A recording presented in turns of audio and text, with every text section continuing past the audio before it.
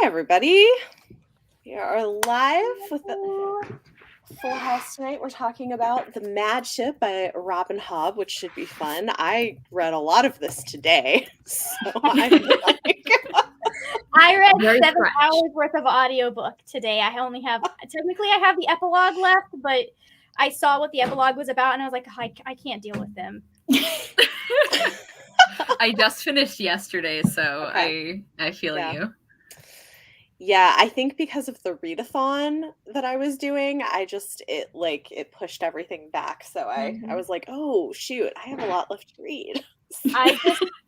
My brain kept thinking that it was Thursday. I had till Thursday, and then I looked at the calendar and I was like, the 26th is a Tuesday. It's the other day. It is.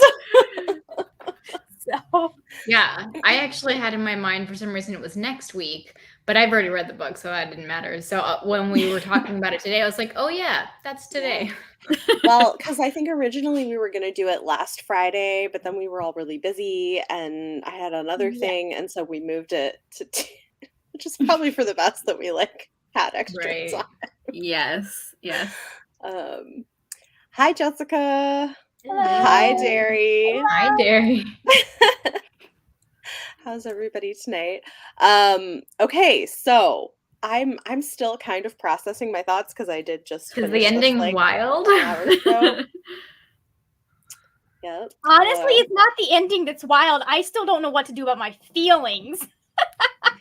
It's everything that's happened in the last 7 hours that I just listened to.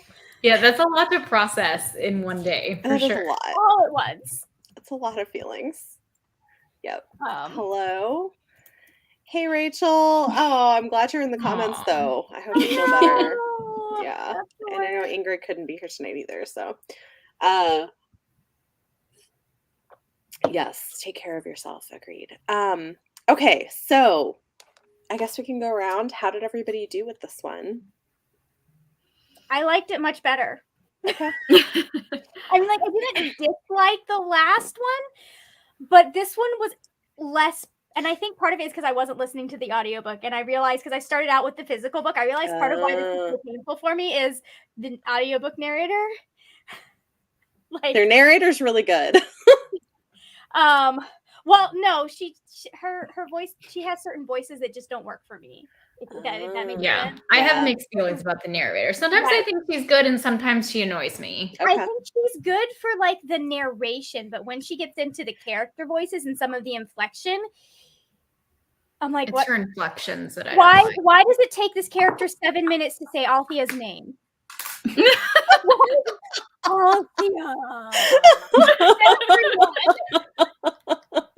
I'm not even kidding. So I ended up enjoying this a lot more. I think part of it is the characters that I hated the most. Mm-hmm.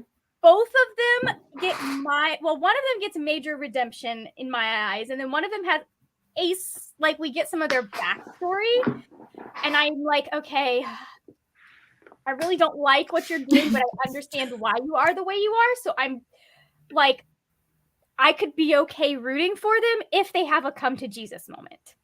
Right. Interesting. Okay. I need the fear of God put in them properly, but it could work. Okay. Kara. Yeah, so I also like this one better. I gave it the same rating, but I think because I gave both of these 3.5 stars, although I think the first one is probably closer to a 3, whereas this one is more of a true 3.5. I like that more things happened. It's still a really long book that doesn't need to be, but I feel like we at least got more plot and character stuff to fill those pages. I like that we spend more time with the points of view that I like. I really like Paragon. He's one of my favorites. Yeah. So I like that we got to spend so much time with him. I really like Amber. So that was great. I think the Rain Wilders are super interesting. I think the thing that I'm noticing is just that the things that she does, some of them are very specific dislikes for me, and those are piling up a lot faster than the things that I like. I don't like any of the romantic subplots. I would like Rain and Malta, except Rain is trying to marry a preteen, and that's kind of a deal breaker for me. She's 14 now, which if he was in his mid-teens, Right, I but could he's a so much more- 20-year-old. if he Yeah. was at least, like, if teen was at least in the name, I'm could trying even to just like thing not that- think too hard about it because Right. it's And I like try not to think about it fantasy. too. I mean, Right. The thing that bothers me is that there's no I don't know about reason. There's just like no reason she has to be that young. Like she could have had the same character arc and been Mhm. like 15 or 16 Mm. instead of like 12 in the first book. Especially considering and how paternalistic Kyle is. So Wintro being the heir or whatever would still Yeah. make sense. Yeah. I also, this book had way too much Kenneth. I still don't like Kenneth. She cannot make me like Kenneth. I just I like which is, again, Kenneth. like, a I personal actually like preference. Kenneth less in this book. Really? Which we'll talk The about. way yeah. that he treats Etta and the way that he makes Oh. everyone think that he's a good guy. Like, I'm kind of over Vivacia now because she's on Team Kenneth, and I'm like, I am not on Team Kenneth. Wow. And We have a lot to yeah, talk then about. like the Okay. other, and like one of the big things is just like, I think I don't love how Robin Hobb does her feminism. And I know this was written a couple decades ago and like things have improved, but I hate that thing where Althea's like, I could never be with a man who asked consent to touch me. And I'm like, really? Like, that's what turns you off? Like, yeah. And I don't like that a lot of her interactions with other characters are very like, not like other girls feeling, Yeah. which is something that I recognize bothers me a lot more than most people. Like, this book does not do it that much. It's just every time it does it, it like, I notice it because it is a specific thing I don't like, but yeah, like I did like this one more than the first one. It sounds like I didn't like it at all, but No, it's okay. You know what's funny is I think like because I noticed like there's the line you're talking about, like I could never, with like somebody That who was asked to kiss me. a moment. What's funny is like somebody was just talking to me about reading it and being like, that's so how I feel. And I was like, that's interesting because that's not how I feel. But I think that like, and she was like, well, I wish I was a better feminist, but I do think that like people like different things, you know what I mean? Yeah. And I'm kind of like, I don't know, like I'm a little weird I think about it some also of that. depends on I the think- relationship too. That's yeah. Like I can and I see think, like- myself being that way later on in a relationship, but still wanting at the beginning of a relationship, like yeah. make sure And I everything's think- okay. I think a couple of reasons why I pegged it more than I normally would have is I happen to have just read 3 books within the last couple weeks that have a consent moment that is done really well, and it does not feel like shoehorned into the story, and it was like a really great moment. So I'm like, well, you can do it well and not make it feel weird. And Mhm. also, I don't like the fact that this happened in a book where there is so much sexual violence. Like, I know that those are not like connected, like the scenes don't happen like after each other, but I just feel like that's a weird thing to have in a book that does have so much essay or like attempted essay. I think that's one of the things that made me pay more attention to it than I maybe would have. I had chalked it up to Althea's trauma from the past because I know that like a typical trauma response is hypersexualization and this like you kind of lean into the things that have traumatized you in the past. So I chalked it up to her having this like response like, no, this is what I want, but like in reality maybe she doesn't know it yet, or she has to heal and realize that like she needs someone that does ask for that because she just isn't used to it. That's how I read it, but like I made a lot of excuses for this book, I'm not gonna lie. I just read it as That's like interesting. Brashen, she feels that Brashen knows when she wants to be kissed and doesn't need to be asked. Right, which I do That's a think good point. I think we can trust him to do that. So I just, the fact that she said it so explicitly.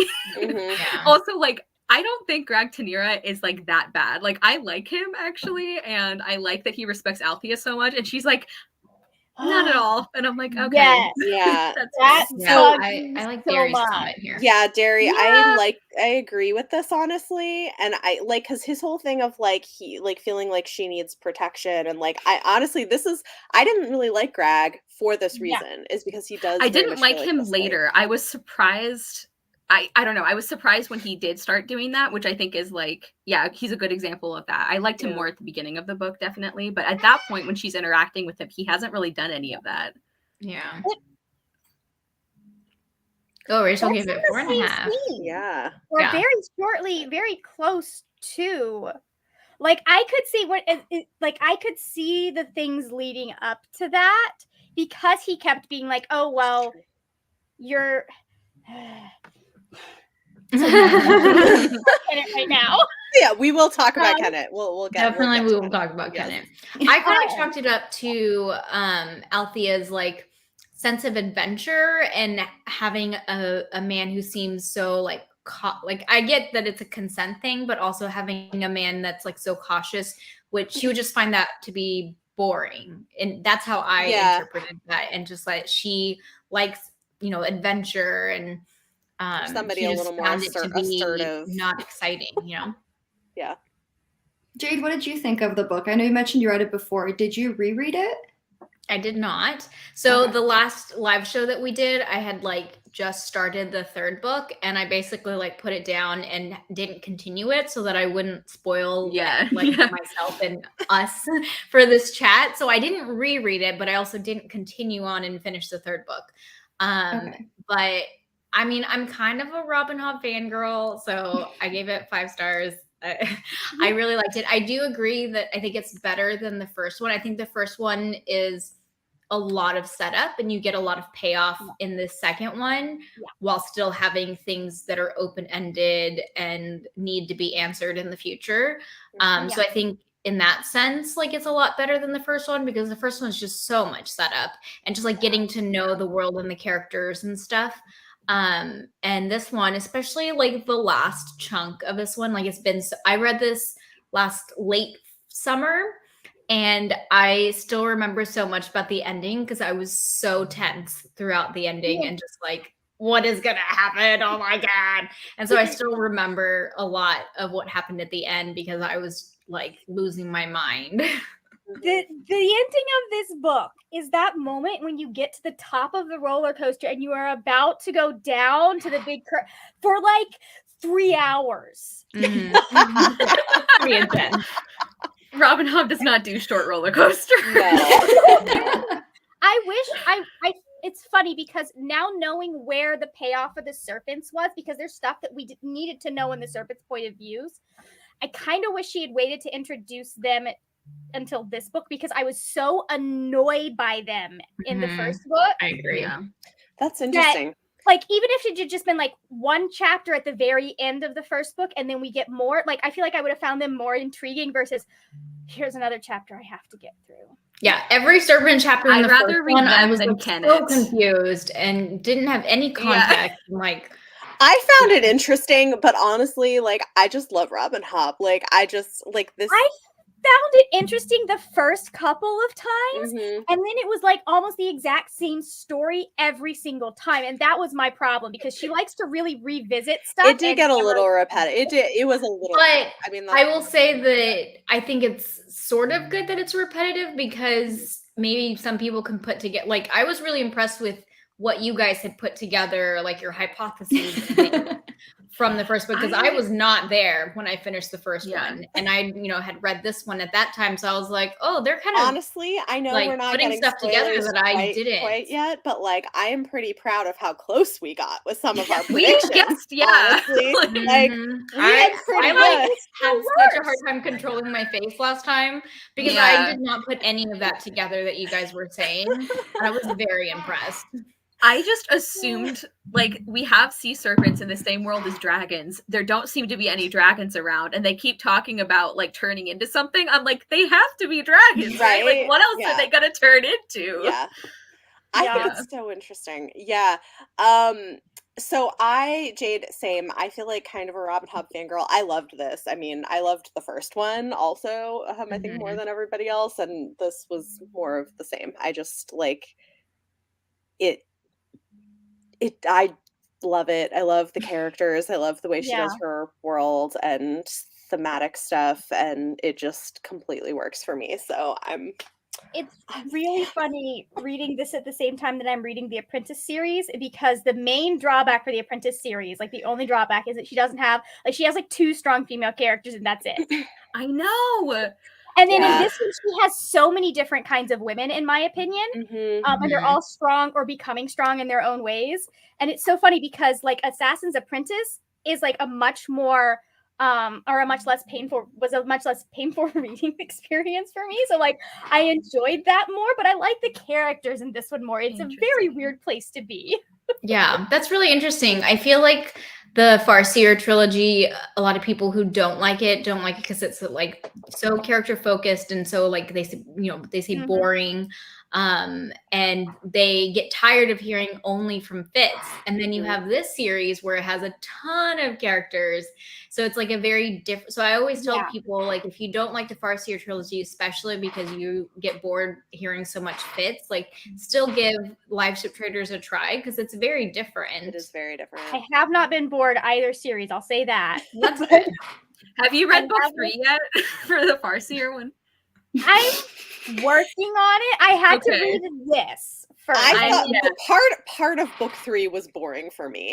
I finished that book. I'm like, that is days of my life I will never get back. Like, the thing I've noticed about her is she likes to take her time setting things up, and I do think it does hinder her stories a little bit, because once the plot gets going and you get into the intrigue, and we're not just doing like 300 pages of small day-to-day stuff and like tiny things, she goes, and it's like you can't put it down. It's just I feel like no one edits her.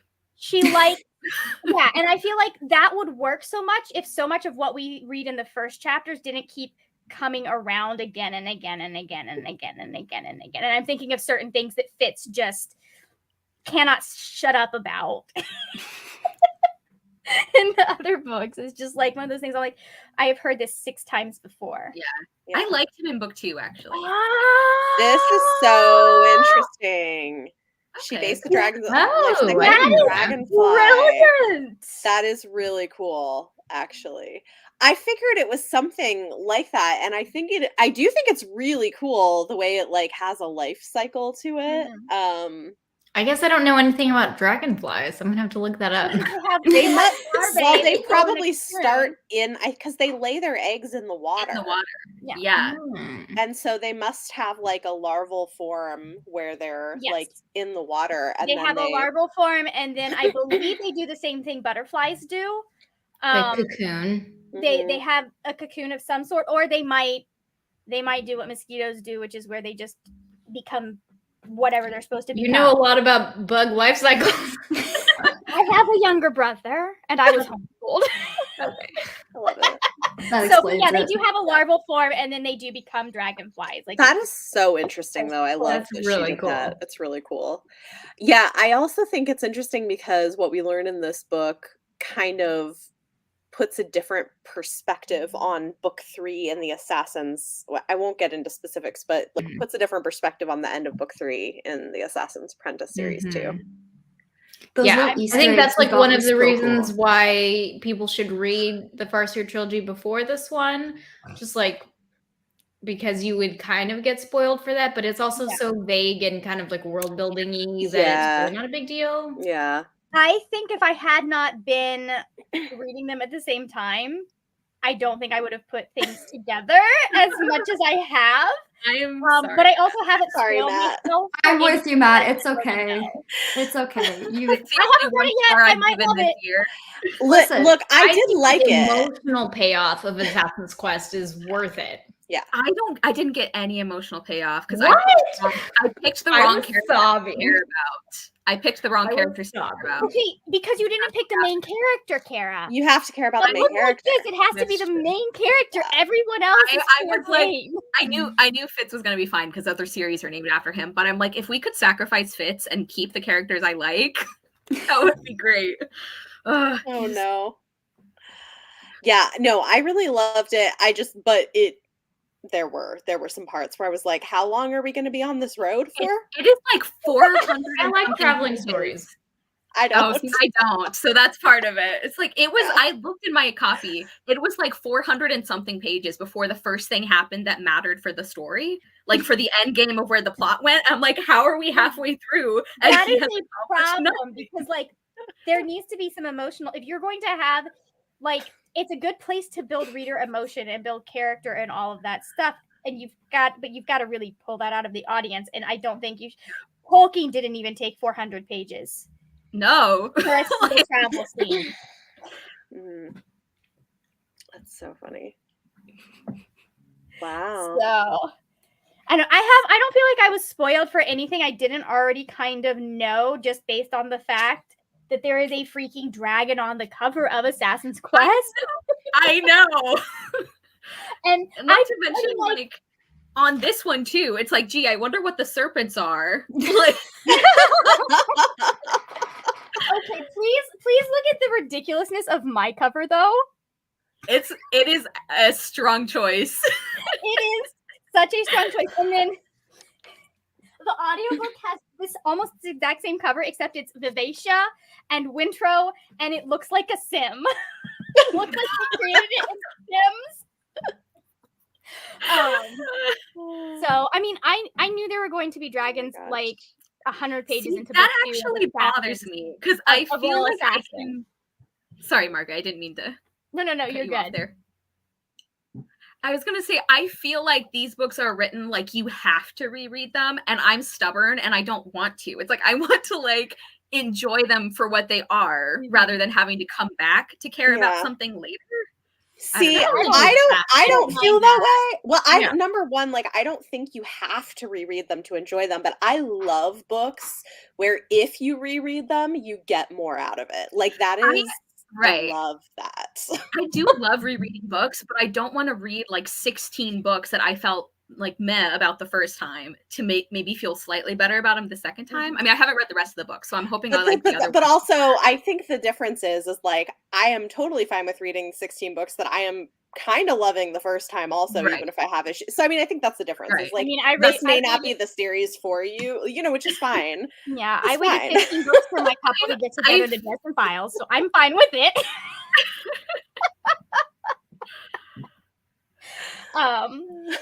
I definitely think this is going to be one that like I'm enjoying them this time. I think that depending on how they end, because that's the thing for me.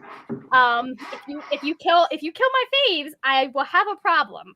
And I don't know Robin Hell how she ends her books yet, so I haven't gotten grasp on that. So I told you I texted on characters, Margaret. I already know who your fave is, and one of them. Dude was doomed from the beginning. I'm so sorry to break that to you. And I've known so mad. She tricked me into caring. And now I went into this series. I'm like, I cannot get too invested in any of these characters because I don't trust her. Like, you know what's funny is I don't mind authors who do what she does, where like bad things happen to characters I love, or even characters I love die. Like, I like the feelings. You know what I mean? Like, I appreciate, even if it's bad, like if an author can make me care enough about a character that I actually feel something when something bad happens to them or when they die, like, I love that, because not many authors can do that. And so I don't even like, I prefer the higher stakes because it feels like it matters more. I do tend to get emotionally invested. Like, if I'm not, it usually means I'm not liking a book very much. And so I don't have that feeling of like, this is one of the rare books that pulled that off for me. It's like, I already care about this. You don't have to show off by like killing 10 people I like, you know? And I think the thing with Assassin's Quest, which I'm not going to spoil stuff, but one of the things that really bothered me about how that one ended is that it was completely unnecessary. And I could see from the beginning how they were actually going to solve the problem. And so there was no reason for it to happen the way it did, except that she thinks killing people makes her a good writer. You know? Wow. That's how I feel. Wow. Okay. That's how you really feel, Kara. I'm sorry. I'm a bad host, you guys. I'm sorry. In my opinion, for there to be consequences for people. Oh, no, I love consequences. If the only way you can do that is by certain choices, I think that's not as impressive to me. That's true. I haven't read the book that you have haven't read that book yet in question. I do see the tragic setup that is happening though, and I've seen it. I also if character death serves a greater part of the narrative, I think it does not matter whether or not that death accomplishes anything in the physical realm. Or in the story realm. And sometimes all it does is remind us that the main character could die. Like, these are things that could kill the characters that we care about. I do dislike it when authors do it and it's very obviously just for shock value. Like, that very seldom works unless we're talking about someone that you don't like. Right, which then why would you be shocked? If you kill the main character off, I will never trust you again. Very few authors have ever gotten me back after doing that. So I don't like that. Don't But I do feel that. You like can do all of the messed up shit you want to the main character, as long as they are there at the end to pick up the pieces and go on with their life or find a new way to live.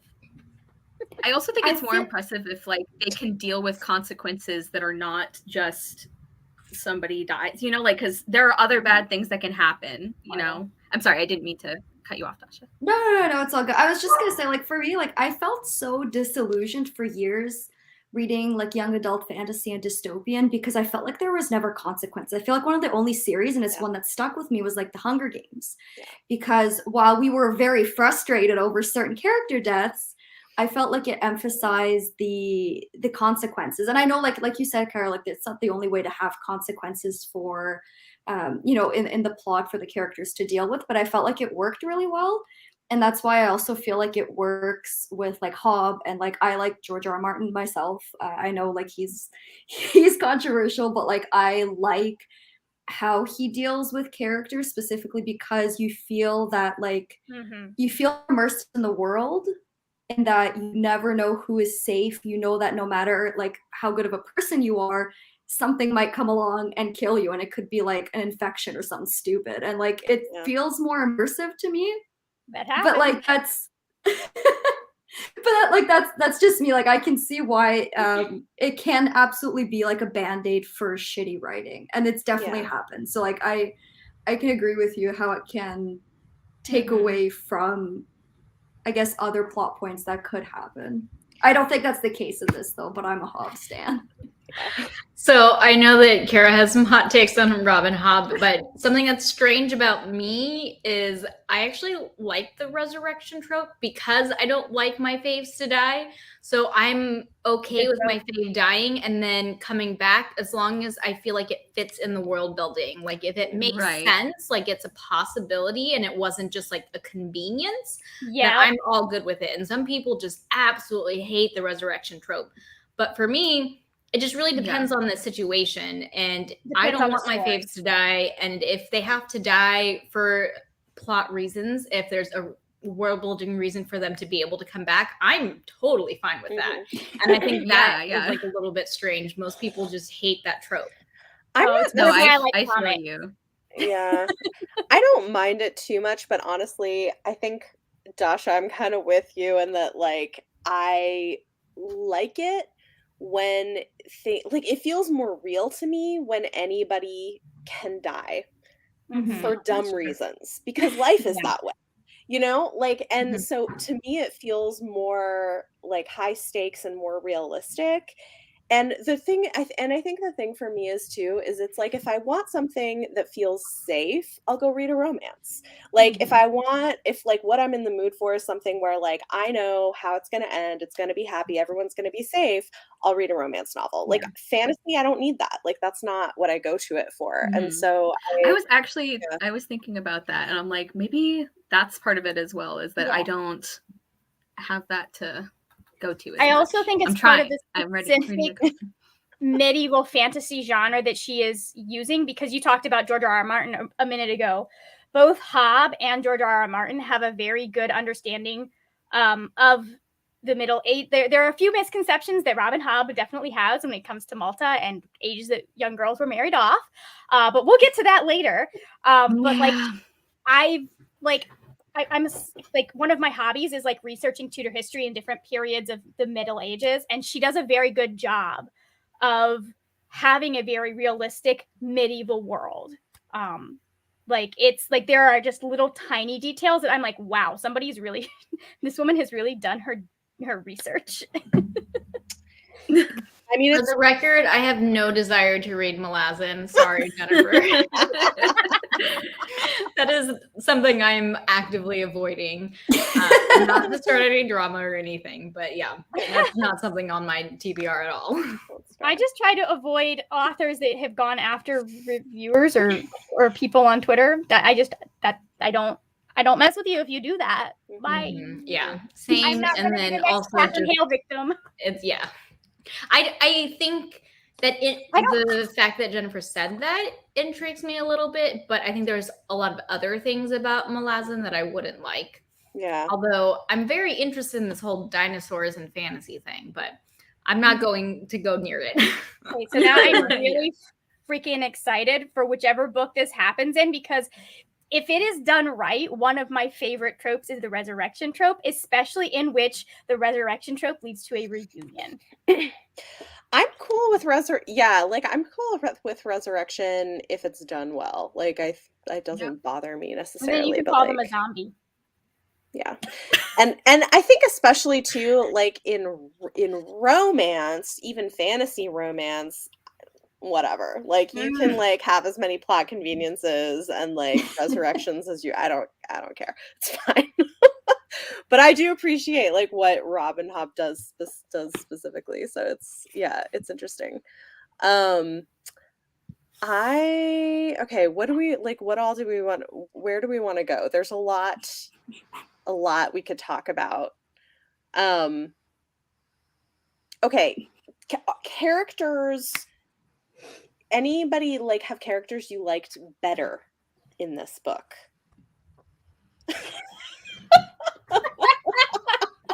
Okay. Oh my god. Complete turnaround of how I felt about Malta. Yeah.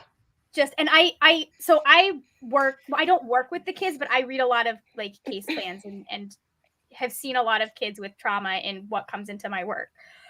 So I can definitely like relate to what's going on with her and the massive change that we see her go through.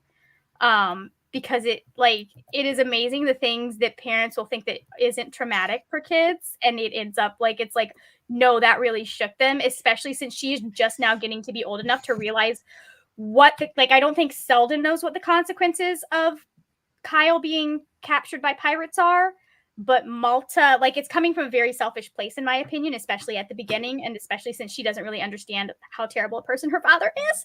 But like the fact that suddenly is like your father's in danger, your entire life that you've known has been turned upside down, like in the last year or so.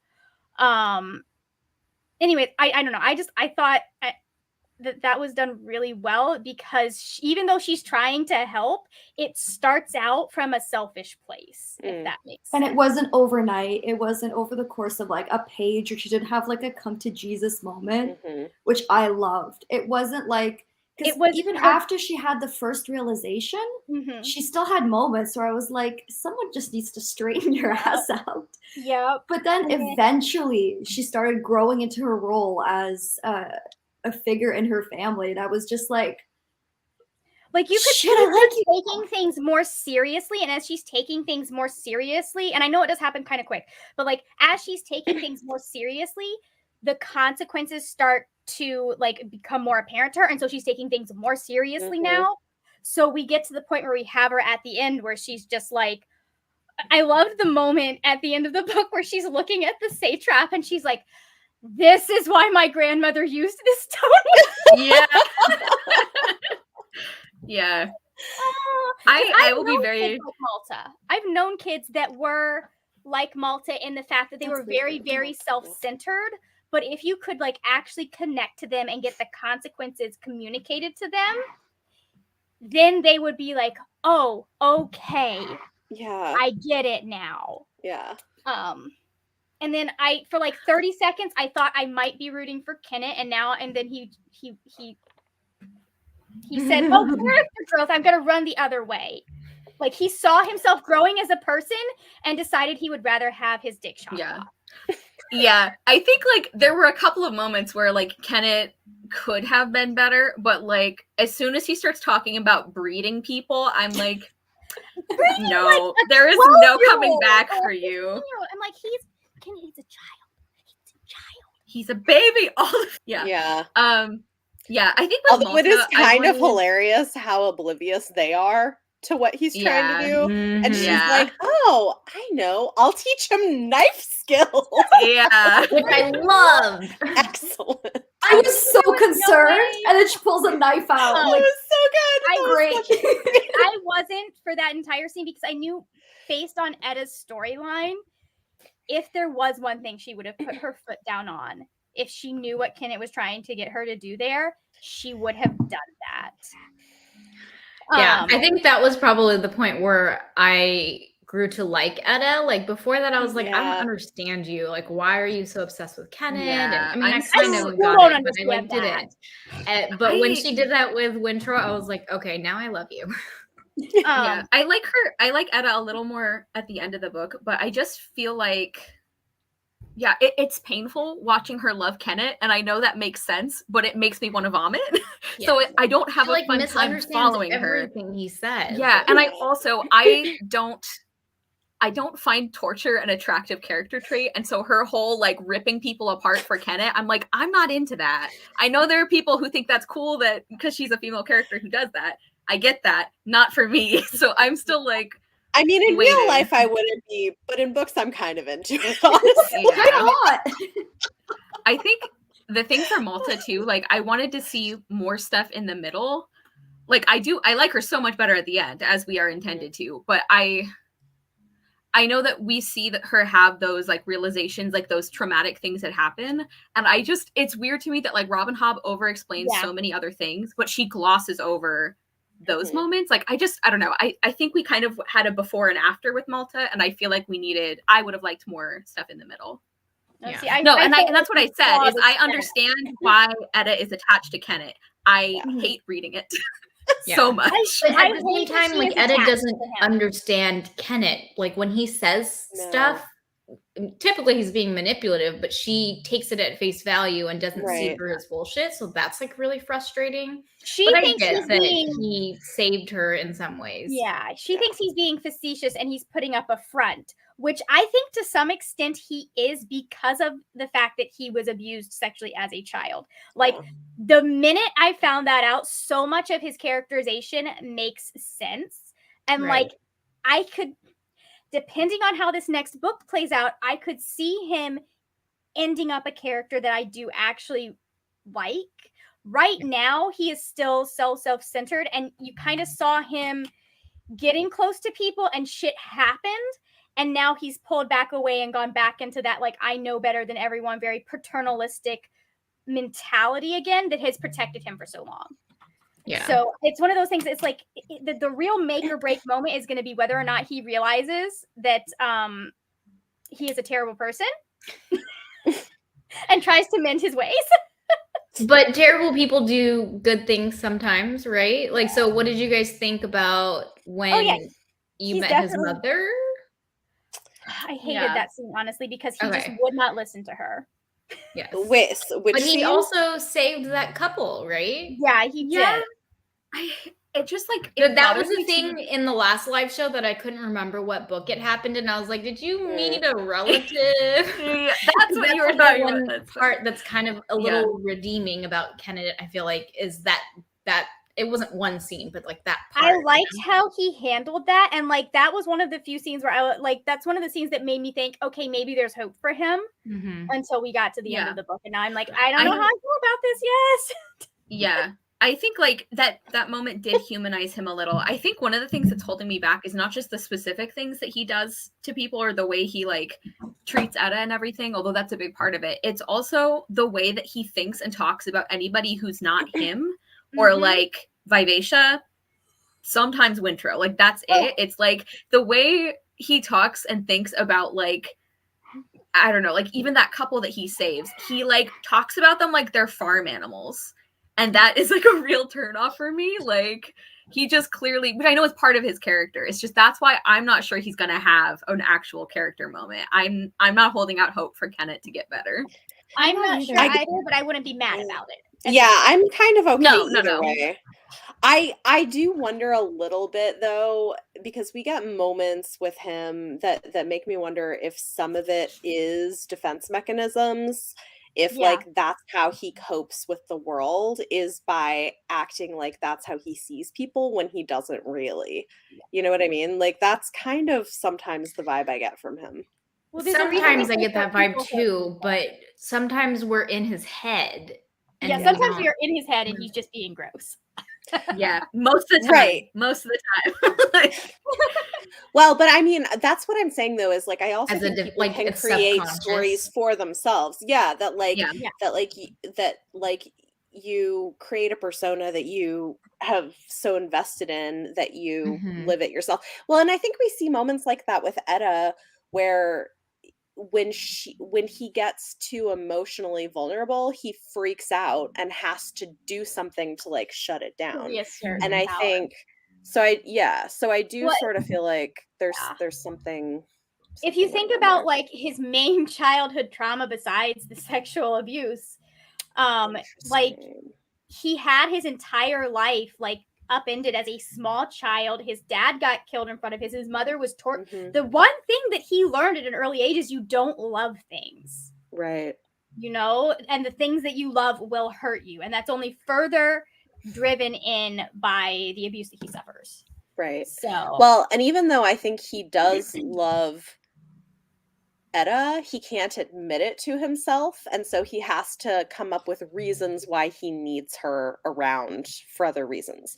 And like I think that's also why, even though he's been pushing her together with Wintro, he gets jealous because he like it's not really what he wants, but he's like I can't actually just have her here because I want her here. There's got to be some other reason, otherwise why do I have her here? Because I can't rely on other people. And I don't know, it's it's interesting, and it'll depend on where he goes. We'll see. That's my main thing, is like what he does with his actions in the next book are going to be the thing that makes or breaks his character for me, because I could end up not hating him, and I could end up thinking that he is still wanting to set him on fire. He's definitely a very complex character, and I haven't even read the third book, but I've heard that from a lot of people too. Yeah, I think he's interesting. I just hate being in his head half the time now. Yeah. And all the time. I think I missed it. Dasha, is that how you say your name? Is it Dasha or Dasha? Yeah, Dasha. Dasha. What did you rate it? I don't think I heard.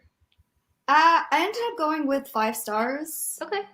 I think I was so nervous going in because I kept hearing, I think she read it last year, Mara from Books Like Whoa. She said this was her favorite in the series. And I was going in and I was like, we have somewhat similar reading tastes. I really, really trust her recommendations. I have for years. So I'm like, I really hope it works out, because I didn't absolutely fall in love with the first book, but this was so stinking good. And it was, I couldn't give it anything other than 5 stars. Like, yes, was it super long? Like, yeah. It's long, but you get to spend so much time with all these characters. Yeah. I could eat like 300 pages of it in a day, and like the time would that. fly and I wouldn't even notice. Oh yeah, I went like feral for this book. It was not healthy. So Derry, we haven't really there is a thread for this on my Discord server, and people will occasionally post. It hasn't been super active, but if you want to join, you can. I think there's probably a link. If not, I also in this have some video and my Discord other recent chats videos. For all of Robin Hobb in my Discord, but it's a Patreon Discord. So mine has patron only channels, but the one for the read-along is open to anybody. So yeah. So if you wanna, you're welcome to join and go get chats going with people. So I should look into that actually. I'm getting more into Discord. It's kind of fun. Yeah. Oh, it's kind of a black hole for me. Like I get sucked in and spend so much time on it when I'm not supposed to be. Well, not so much anymore. Now I have a 9-month-old, and if my phone is in my hands, he's just like, "What is that?" Yeah, let me see. Trying to avoid being on the phone in front of him. Yep. Yeah, I'm trying to think what else. I think I had an unpopular opinion and actually still liked Malta. I mean, I found her frustrating in book 1, but I liked her as a character. And I liked her, I think, even more in this one. And I did find her character growth really interesting, because she has all these moments where she realizes that her friends are kind of dumb. And like oh, so and so gave me this money that like I would have thought was a lot, and now I realize it's not even going to help household expenses for like a few days. Like it's like she's definitely becoming more aware of things in the world and like putting things together. And she even has a couple of moments where you can tell it's starting to dawn on her that maybe her dad isn't everything she thinks he is, but she's just not ready to It took face her that yet. so long to get there. Oh my Well, god. it's hard because he's her dad. I mean, you know what I Yeah. mean? Like, it's like that's I know, and she doesn't know the stuff about him that we do, but it was really obvious, like in some of her thought processes, I feel that like Kyle has been saying shit about her mom and her grandma to her and her brother.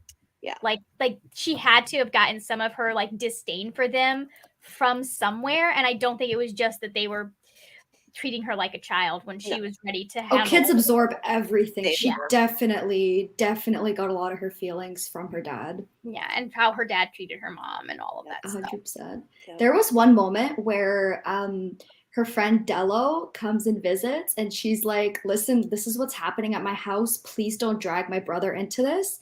And she, like, Malta herself is literally like, I never realized that my games with Serwyn actually had impacts on other people. And I was like, holy shit, what a concept. Wild. But like, you could tell like there was a shift. And I was like, okay, we're getting somewhere. Yep, we're getting somewhere. Yes. She didn't even realize the consequences that would be on herself in the last book when she was putting herself in some, and in this book as well, where she's putting herself in some very dangerous situations. And I was truly worried that the only way she was going to truly realize consequence, like what danger she was in, was for the danger to become apparent. So I'm glad that we didn't go that route. Very glad. Yeah. It could have been a lot worse. Although speaking of danger, Althea beating what's-his-face's ass was such a fantastic when she got that hook and grabbed his shirt and dragged him behind her. When she's like, I'm throwing the rotten meat overboard. I'm like, yeah, you are. Oh my gosh, that line. I hate that like Brashton is like, yeah, I was right to let you handle it. And she's like, you were right. And I'm like reading this, like, I understand that on a ship, the chain of command is like sacrosanct. Like you have to know that they're going to listen, even if they can't see why. I really wish she had done it with somebody other than a rapist, because I was reading that. I'm like, somebody help her. Like I just, I wish it's hard. It's hard though, but I mean, it is also like something that feels realistic, right? By the like that is the thing that knew what was going on. She'd already handled most of it, if that makes sense. Like by the time Brashen knew anything was happening, they were on the deck with all of those other people around. And so he was in a position where if he needed to step in, he could have. Lavoy could have stepped in if he could have, but Althea was handling it. And I do appreciate like that she made that distinction of, I saw you had it under control, and so I did not step in. Yeah. Which in itself implies like, that if she had not had she had her own agency, and she like saved herself in that situation, which honestly, like, yeah, I like that also. The most frustrating part of that scene, and I understand because of what characters are down there, that the other guy didn't do anything to help her. That was actually the most frustrating part for me. That like as distressed as he was, he didn't even like, even if he was ineffectual, he did not even try to pull the other guy off of her. So, and like I understand character-wise why, but at the same time, that's a natural human response unless you are someone who is actively getting enjoyment out of that happening, in my opinion. I mean, but I also think that like we see so many places that SA is really normalized. Yeah.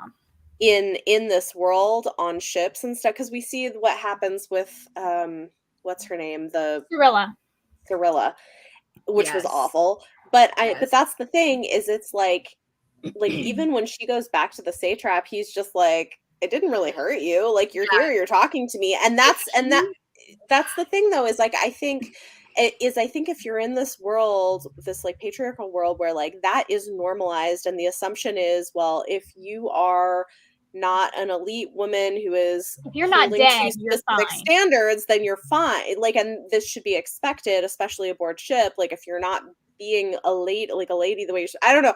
So I guess that's the thing is like I think especially if men are growing up in a environment, which we've seen this in real life, right? Like if there's young men in an environment where that is normalized, like they will be bystanders, and like that is the thing that happens in real life. So I don't know. I mean, like, is it awful? Yes, but also it happens. And I like how she contrasts it, because we have like in that scene with the satrap where he's saying that, and she's going like, we have her the emotional internal monologue that's saying, you have no idea what you have done to me and the violence that I just suffered. Yeah.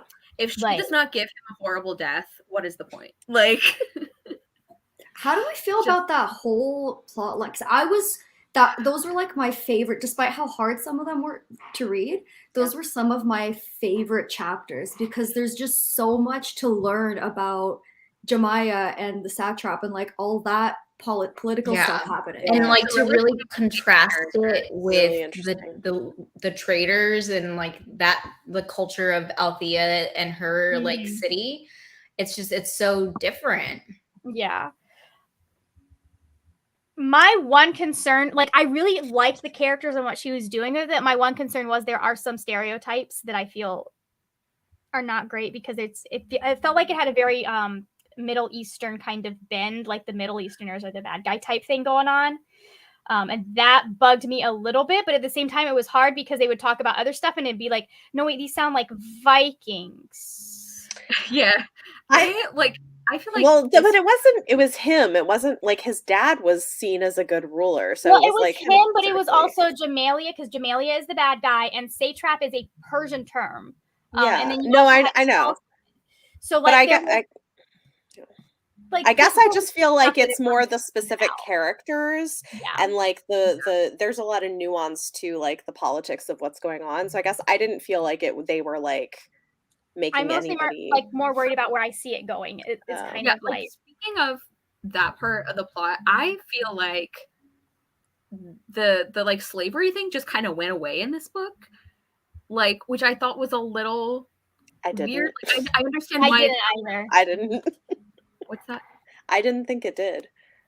Because we're continually dealing with the after effects of them freeing the slave crew, of the fact that they're going after. I guess specifically, I mean, like, with some of the characters' choices, like Davad, I'm not sure how you're supposed to say his name, but it seems like every, like, 50 or so pages, one of the Vestrip characters would be like, oh, yeah, he kind of traffics in slaves, doesn't he? But he was sure nice to me when I was little. And I'm like, I don't know. I think that's the whole point, right? Because like, again, like there were people like that where like they're, people who were well liked in society who would enslave people, and people would be like, well, yeah, but, and I mean, I think this is the thing we do. So I feel like that's intentional, where it's like, yeah, but it's still bad, but there is that nuance to people. That's what I love about Robin Hobb, honestly, is that like I love that level of nuance because it's realistic. And I really like that Monica called him out on it too. Yeah, right, and I like that. And I guess I said this really badly. I guess I just should have said like I was surprised that it wasn't a more central focus in some of the plot lines. Like it definitely was still I'm sorry, I wasn't trying to minimize it.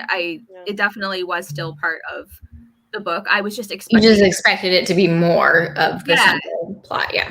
Because especially because so many of the characters are still interacting with this reality on like a day-to-day basis. So I was just a little surprised it wasn't like I felt like what got layered in to that theme was the live ships in this book, because they start talking about the live ships as also being enslaved. So I guess I felt like that was enslaved. I think they went a little bit further than that, because like that was but that's the language that it is disturbing, but also that is the language that they're using, that it's like that it's essentially like enslaving the consciousness of these like so I guess I felt like it continued to be for me, like my experience of it was that it was like still a major theme, but using the live ships. I don't know. I mean, it wasn't even so much as they were being enslaved. They killed them and then captured their memories. Like it's not even they're they kept making the point that like especially when the serpents were interacting with the Ringswold, like you're dead, but your memories are still there. So like the memories are still in the wood that they have made, but like they actually in fact killed the creatures that the wood was part of, basically. But So- the Nightcrawlers don't know, I weird. think. Yeah, they don't know it. And then also, I will say I only have barely started the next book, but that is discussed. Like that is going to be unpacked more. It's not just like left. Oh yeah, for sure. Yeah. But I think it's like it's so much more than just like my friend described it as genocide, and I do think that that's an accurate term because they took it down to like there's one left. Yeah. Alive. And the fact that Rain had started telling them what it was, and everyone's like, no, that's not, no. And it's like they clearly don't want to think about if that's the case, because what would that mean that they did? Exactly. They were white peopling.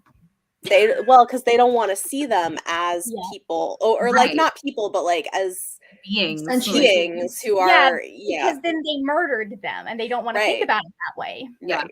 Murder them and cut up their bodies and sail them as ships. Like, yeah. Use them for economic gain and wealth building. I mean, like, They didn't know it's what like they were doing at the same time. Like there was no one to.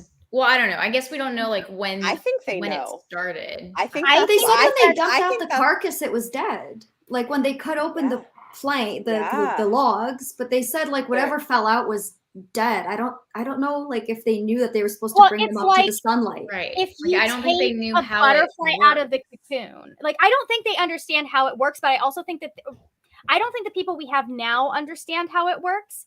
However, the fact that these live ships continually have someone who's part of their family on them makes me wonder if some people didn't start to figure out that if they leave these live ships alone, their past memories start to resurface. Mhm. Because I think Paragon commented on that at one point or something, or maybe Ringswold did.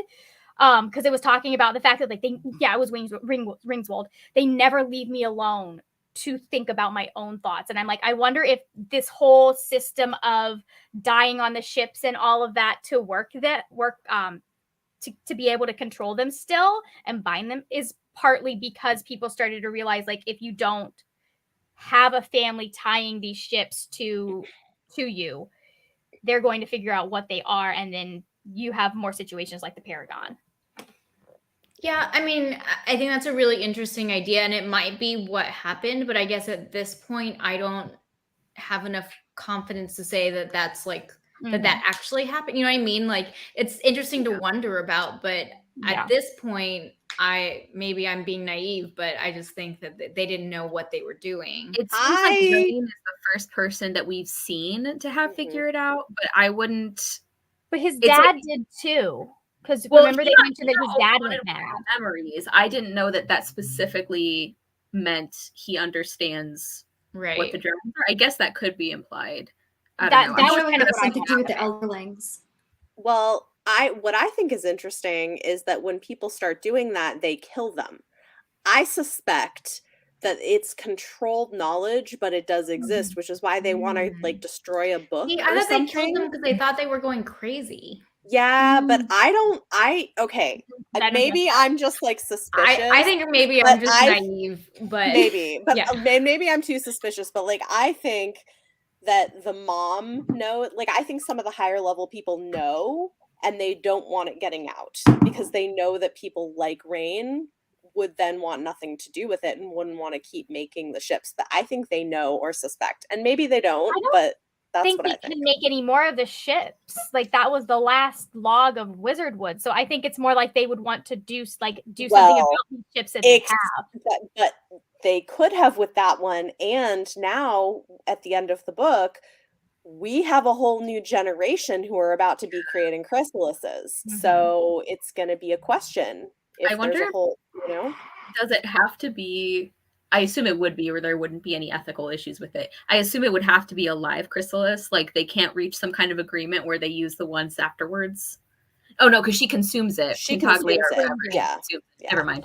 Yeah. I mean, because my thing is, it's very different to find these logs that you have no idea what they are versus if these dragons or the serpents are to swim up the river and they are to witness them like actually being put in these cocoons. I think there may be something like that may be different, because especially since they don't know that this is connected to that necessarily, so they will probably be a little bit more like, these giant serpents just got put in these cocoons. We're gonna observe for a minute before we do anything. So like I think that generation has a chance even without what's going on, but obviously what's going on is going on.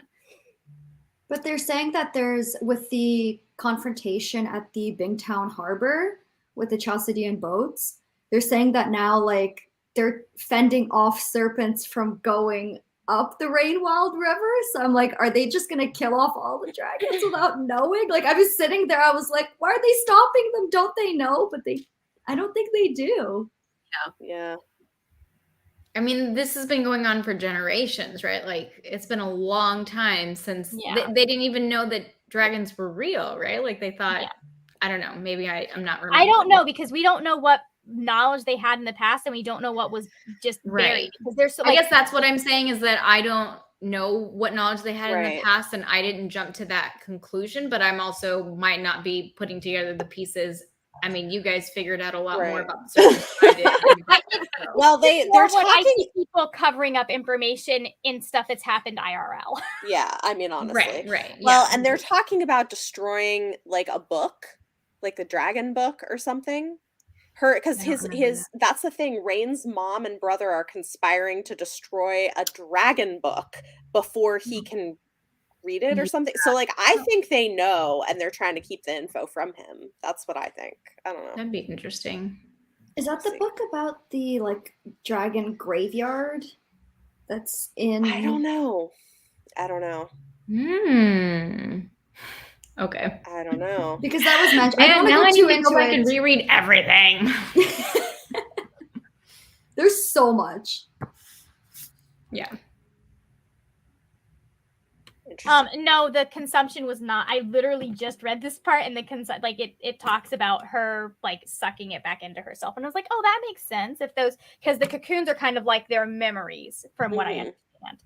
Yeah. Which is interesting because like you understood a lot more than I did. Reincarnation.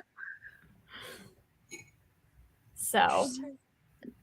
One of the things that I loved about this book was just learning so much more about the Rainwild, and like I am dying to get to like the Rainwild way later. I just think they're so interesting, and I don't know anything about the Rainwild Chronicles. I'm kind of hoping it's like set in the past, but I don't think it is.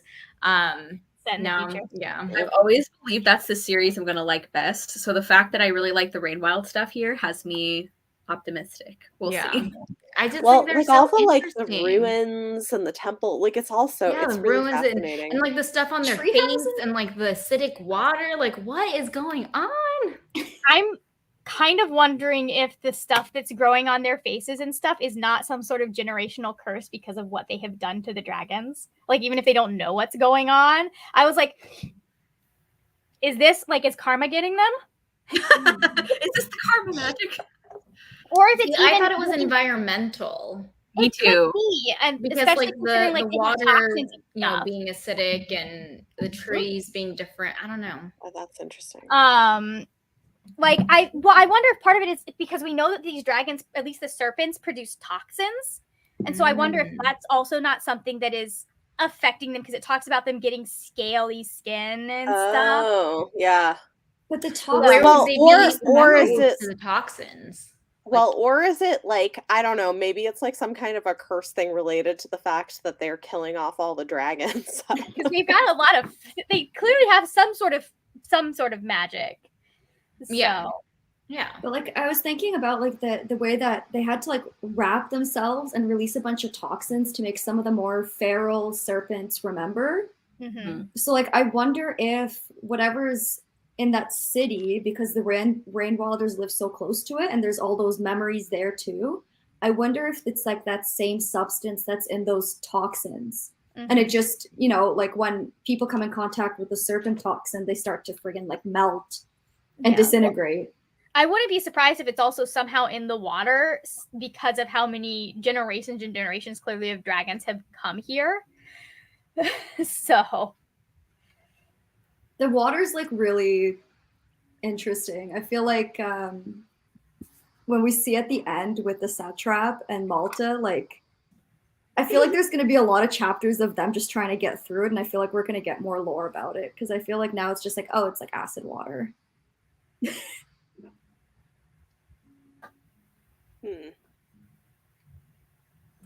Sorry, we have like some I'm reading, some interesting things happening in the chat right now. So I'm like, I was really confused at some point while reading this. Like, I don't know, when I finished, I guess, the Farseer trilogy, I thought the Elderlings were the dragons, but now I think that maybe they're different. that was the same thing. I was like, I was thinking the Rainwilders were the Elderlings, or like somehow the descendants of the Elderlings, and now I'm like, wait, they're dead? Yeah, like, what Yeah. are the Elderlings? Yeah, like we've only seen, like, everything we've gotten about them so far is like many years ago they were here, and now we have all their cool technology and no idea what to do with it. And it's like, are we ever gonna? I mean, I definitely for a long time thought that the dragons were the Elderlings, I and now definitely they're being wondered talked yeah, about. Like, I don't think different they are. things, So and who I'm are like, the Elderlings? Yeah, it's interesting. they're I do clearly think it's, like. Oh, sorry. Go ahead, Bethany. oh, I just thought it was so interesting though that there were these like dragon constructs that are different from the actual dragons. Yeah. And it's like, Like- oh yeah, that was like a fun little art thing where everyone sacrificed their life, and it was pretty for like It 2 seems days. like maybe religious or something. Like it feels, Maybe. it's got like that vibe, which is kind of interesting. Yeah. that's why I want like something set in the past in the Rainwild Chronicles area. Like, I want to know what happened before. Yeah, before everything fell apart, and like Yeah. honestly, In the I don't time think of the Elderlings, please tell me more. I don't think we're supposed to draw any connection to it, but I was reading about like the it's a part where Malta has all the memories and she's seeing the city fall apart, and I'm like, this is very like Pompeii feeling. Like, are we supposed to think that all the Elderlings everywhere there was some kind of like cataclysmic nature event and that's what killed them, or is it like a magic thing? Starting to wonder if it wasn't actually probably like maybe it not necessarily that they were like a separate race, but like they're still human, but they had access to things in that city that people no longer have, like people didn't have access to outside of that. Kind of like we're talking about like almost a Wakanda situation. I don't know. I'm kind of imagining now that they were like elves. Yeah, and That's I kinda, I'm getting that vibe too, but I don't know. So yeah, I don't know. I feel like I'm not feeling like the fact that I'm reading them at the same time. I don't feel like I'm getting any more, at least the way I'm reading it. I don't feel like I'm getting any more information about the Elderlings than I've already gotten from Farseer trilogy in these 2 books. Like, yeah, I don't think there's that much information. We just know that there's something that exists. So I don't know. I will see when we get there, I guess. It's interesting. So we'll see. I have technically Assassin's Quest was supposed to be read this month, but it took me forever to finish Royal Assassin because I kept having to put it down because it was stressing me out.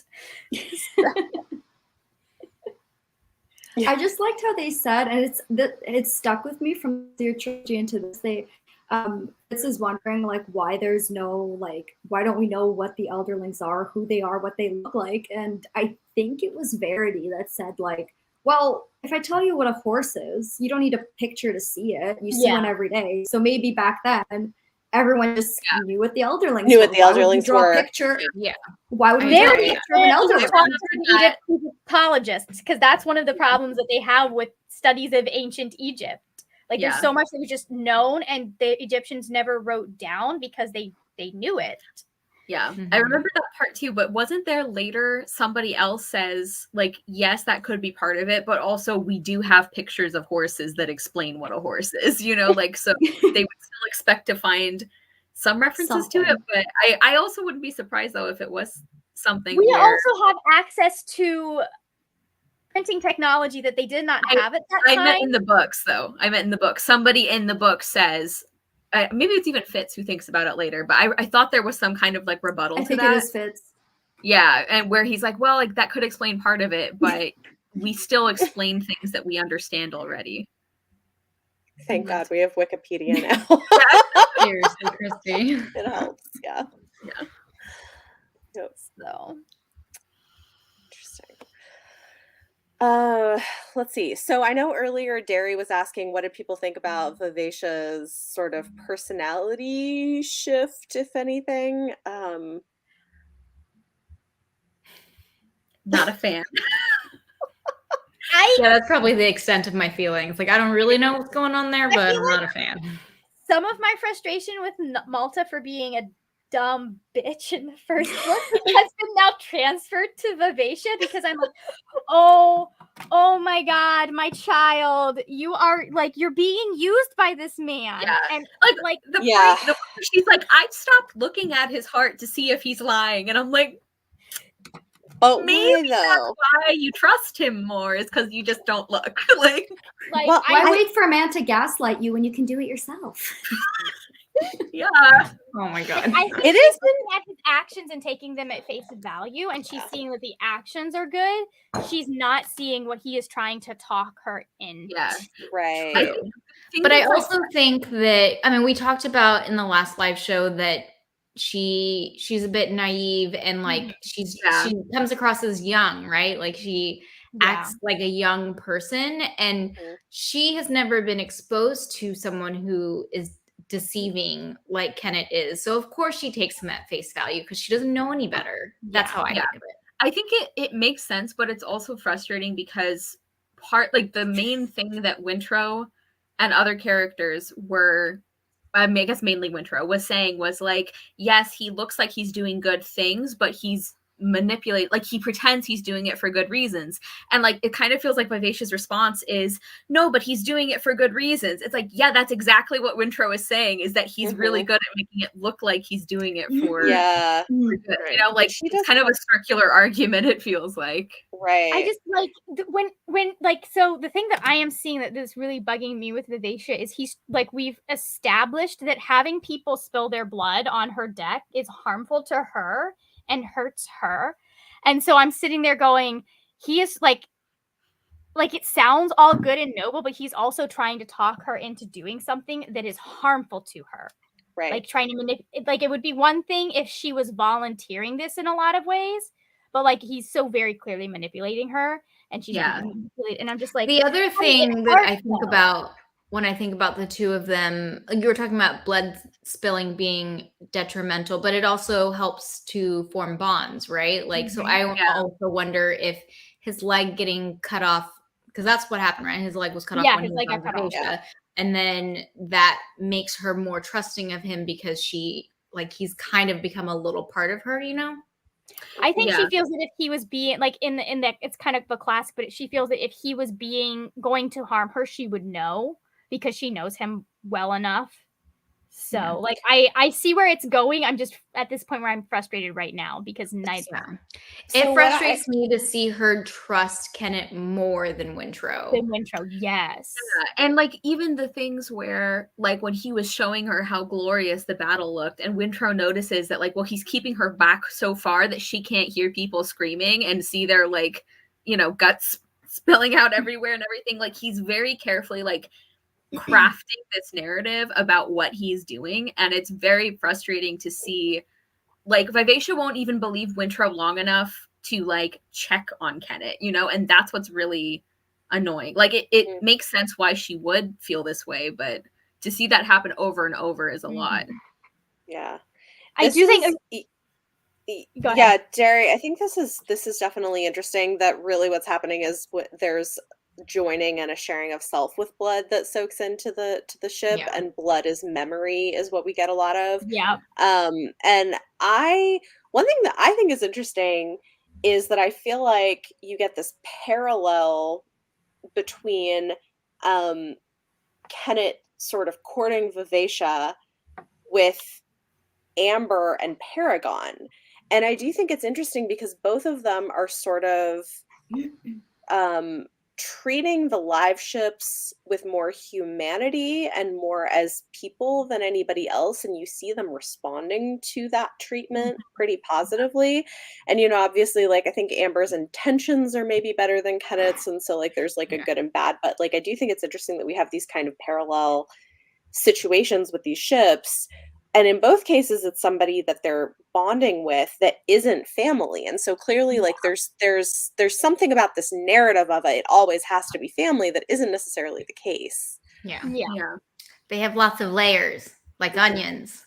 I'm very interested though to see what happens, because I think part of why Kenneth is able, like, I don't think Kenneth would be able to pull this if Althea was on the ship, if that makes sense. So I'm really interested to see what's going to happen. See, I don't know if I agree with that. I think the blood spilling is really affecting Vivacia. Well, I do agree with that, but I think that like Wintrow has less, because they're both new to it, Wintrow has less sway over Vivacia, whereas in this case, Althea has a relationship with the ship already. And so if we're looking at this new relationship versus this other new relationship, of course, Vivacia is kind of putting them on equal grounds, especially since she's like, Wintrow is a child. Like, Vivacia, even though she's young, is aware of that. Versus if we had Althea, if Althea had been on the ship when Kyle sailed out and they'd continued to build their it would have been different. It would have been different. Yeah.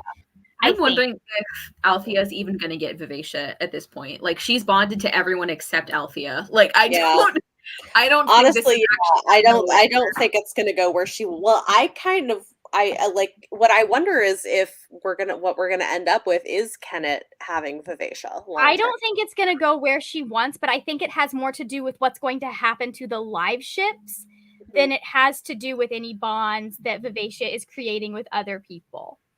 If that makes sense. I thought their bond at the beginning was really interesting. Wintrow and Vivacia, like in the first book especially, like their conversations were so intriguing because Vivacia was just starting to become sentient. So I find it almost like, I don't know, I'm like sad for Wintrow how quickly he was like cast aside when Kenneth showed up. I know. I think there's going to be a rude awakening for Vivacia, and we already saw a little bit when the boy died, but I think there's going to be a rude awakening. I am up to here with Kenneth. Like, I just can't. I am tired of him and everything he does.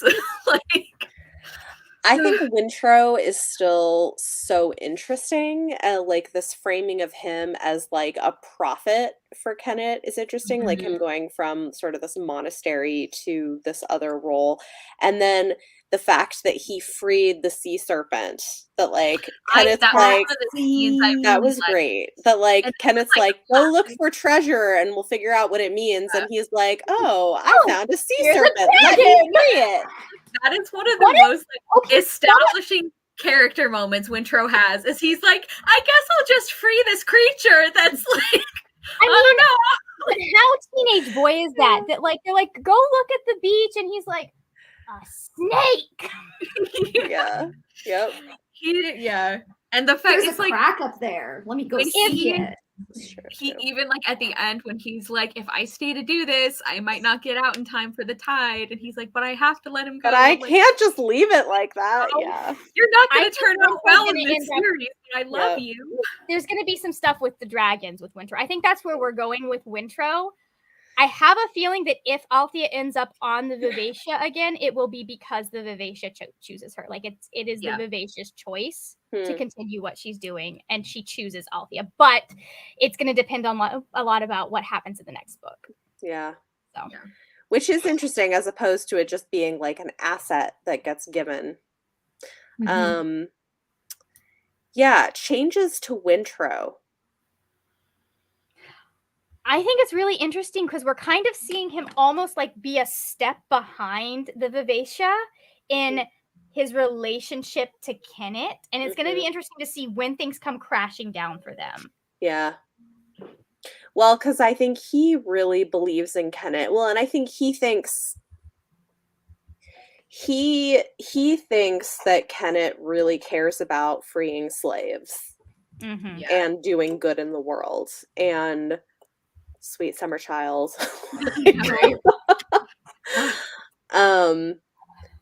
But I'm really curious because I think he's also such an interesting character, and I want to see what he's gonna do when maybe he realizes that that's not actually what's happening with Kenneth, because I don't know, like he's also I've kind of enjoyed that his dad has been mostly off screen. I loved that Kyle didn't matter. Like Kyle has been sidelined, and I'm like, oh, thank God. Kyle getting thrown in that wine cellar was the best thing that happened to me yesterday. I love that he was not important at all in this book. Like he wasn't And even he at got the put in level of chains. making me angry because he was so meaningless. I Yeah. love that. I do still want him to come back long enough for Kefria to like kick him between his legs or something. But I'd be fine if a sea serpent just ate him or something. Yeah. And I was thinking along the lines of what Jessica is saying too. Like yeah, Kyle being put where he was put in the wine cellar is another reason why Wintrow is not seeing past Kenneth's bullshit. well, I think it's also because he's got a father figure that's actually like showing some care, and I do think that his affection for Winter, I think that's one of the few like places where Kenneth feels he can show affection, even if it's a little weird in places. Like because he sees so much of himself in Wintrow, and he sees himself as like, I am saving this child from the fate that I got. Yeah. You know? But kind of like Edith too, like Kenneth kind of saved her from a previous extremely abusive environment. Yeah. So it's just the contrast for both Ed and Wintrow. Even though Kenneth is a garbage human being, to them it's like, well, he's the better alternative to what I was dealing with before. I feel which is why Kenneth is so interesting. He also values it's very clear he values Wintrow more because Wintrow is not a woman. Yeah. So one thing that it also reminded me of, like the whole thing of him trying to sort of push Wintrow and Etta together, it does remind me of like there are these dads who, when their sons are like 12 or 13, will like take them to get a prostitute or something to like make them a man, and I'm like, this feels a little like that. That's like, gross. I mean, it is, but it's like their intentions are, I guess, trying. I don't know. Not even good. Yeah. It's like every time I think that maybe Kenneth is going to turn around, something like that happens, and I'm like, no, I don't think he is. And it is hard because it's like with his past, like, does he even know how to be a good father figure? Right. You know? Do you even know how to have a healthy relationship? Like any kind. Yeah, honestly. I think he is a better father figure than Wintrow's father, because he's not, at least he's manipulating the child, but he's not abusing him, and he's giving to some extent, he's giving, even if some of it's unintentional, he's giving Wintrow agency. I think though, we kind of talked about this. But it's also manipulative, right? Like he's giving Wintrow agency because he wants Wintrow to like him. Because he's manipulating him into doing something else that he wants down the road. Yeah. And it's like one of the reasons I think Kenneth is looking better is because the bar for men is so low in these books. Like so low. It's like under the ground. And it's like sometimes Kenneth hops over that. Like, but I think he also sees the value in Wintrow as he is rather than the man he will become if Kyle, because Kyle was like, okay, well, if I whip you into shape, you'll have value to me as a son. But Kenneth sees him immediately as this link to the Vivacia and as like someone he can mentor. And he doesn't view it as like, okay, you'll have worth one day. It's like you have immediate worth to me. And Wintrow kind of, like you said, like the bar's so low, Wintrow's like, hey, someone values me for my, you know, even though I'm soft-spoken, but I have healing abilities, I have a link to the ship. And like someone sees value in that immediately beyond keeping me alive, which is a step up from Kyle. Yeah. Well, and he says that Wintrow reminds... And he says that Wintrow reminds him of himself as a kid. So it's like, in some ways, it's like trying to save the little boy that he was. Trying to heal the inner child. Yeah. Not in the best ways all the time, but trying. You know? Yeah. Yeah. Yeah, I agree with that. I think that there is, I mean, we've already seen that happen to some extent. Mm-hmm. Yeah. I mean, he seemed genuinely really upset when, like, at the end of the book when Wintrow was so badly hurt. Yeah. Mm-hmm. Yeah. I don't think he'd let him get tattooed on his face. Kyle did that. Yeah. That's I'm true. still in my feelings about that. I feel like it's not Oh, talked about, yeah. but like I Yeah. was so angry It's a about that. lot. I think he would have torn that city apart looking for Wintrow, and Kyle did not. Yeah. you're right, 100%. Kyle is the worst. I was very happy to not have And him like on page. half of it would be because he's like, I need him for the Vivacia. But the other half would be because he knows what Wintrow's fate is going to be if someone doesn't find him. I'm just like dreading when Kyle starts to matter again in the next book. This was I such a know nice the only time that he matters is when he shows up and is like, so I got the ship captured. Your son was enslaved. I lost all of our fortunes. And Kefria goes, yeah, okay, I want a divorce. That's what I want. And she is finding her footing too, which Yeah. is cool to see. So I hope she can stand up to him by the time he gets back. I know. I want more time on Kefria's arc, honestly, because I feel like the first get a book lot we this saw time. a lot of that shift, and here it was more about other characters, and it's like I want to see Kefria realize, like, continue to realize things, and also just see, like, and it's nice to see characters in contrast to Althea, because I feel like I like Althea, but like she's very like obvious strong female character, and I like that we sometimes get to see women who are different from that. Yeah. I feel like Offer Kefria to go on a had spy mission. Yeah. Yeah. I'm I was just excited gonna to say, see what I feel like happens there. Kefria definitely grew a lot in this book, especially towards the end. In her role, like as a mother, like I like to see her trying to protect her children, and then the whole like spy thing. That was, really brave of her, and she's in a city surrounded by people she doesn't know, and I don't know. I definitely grew to appreciate Kefria a lot more in this book, whereas in the last book I was like, this bitch is dumb, like Yeah. you're annoying, why did you I mean, Yeah. it was realistic, but I didn't love her. I still don't know if Yeah. I love her, but she grew a lot in this book, and I'm excited to see where she goes in the next one. I think she's Yeah. going to be a more central figure in the next book. I think that we had characters we needed to introduce and get to know in this book, so she kind of took a back burner, because Ronica did as well, although I think Ronica is kind of on her way out almost. But like, She made one horrible decision at the beginning of book 1, and it's just been downhill. Yeah. that's going to be interesting to see what happens. I also, the other thing I do want to see happen with Kyle is I want to see Malta realize that her father is a terrible person. I think she Yes. will. Oh, She's I think getting she totally inklings. will. She's starting to get inklings of it. Yeah. And I think Ronica's made mistakes, but I really like Ronica a lot. And I think what she did at the end was also really brave to stay behind, Yeah. I'd really like to see Kefria and Althea also kind of come to an understanding of they are both their own person, and like one of them is not, like, I don't think Althea necessarily thinks she's better than Kefria for the most part, and I do get that sense from Kefria. I think Althea thinks she's better than Kefria, but I think they both have a little complex. I mean, they do have a little conflicts, but for me, the one, like, Kefria is more annoying because she thinks Althea is somehow fallen because she's chosen not, like, Althea just thinks her sister is freaking dumb, which to some extent she is. Kyle. Whereas like Kefria thinks that there is something wrong with Althea because she is not happy to sit at home and be a wife. So I'd like to see them come to an understanding that like that is both of those are okay. Well, and not feel like letting the other person be who they are reflects on them. Yeah.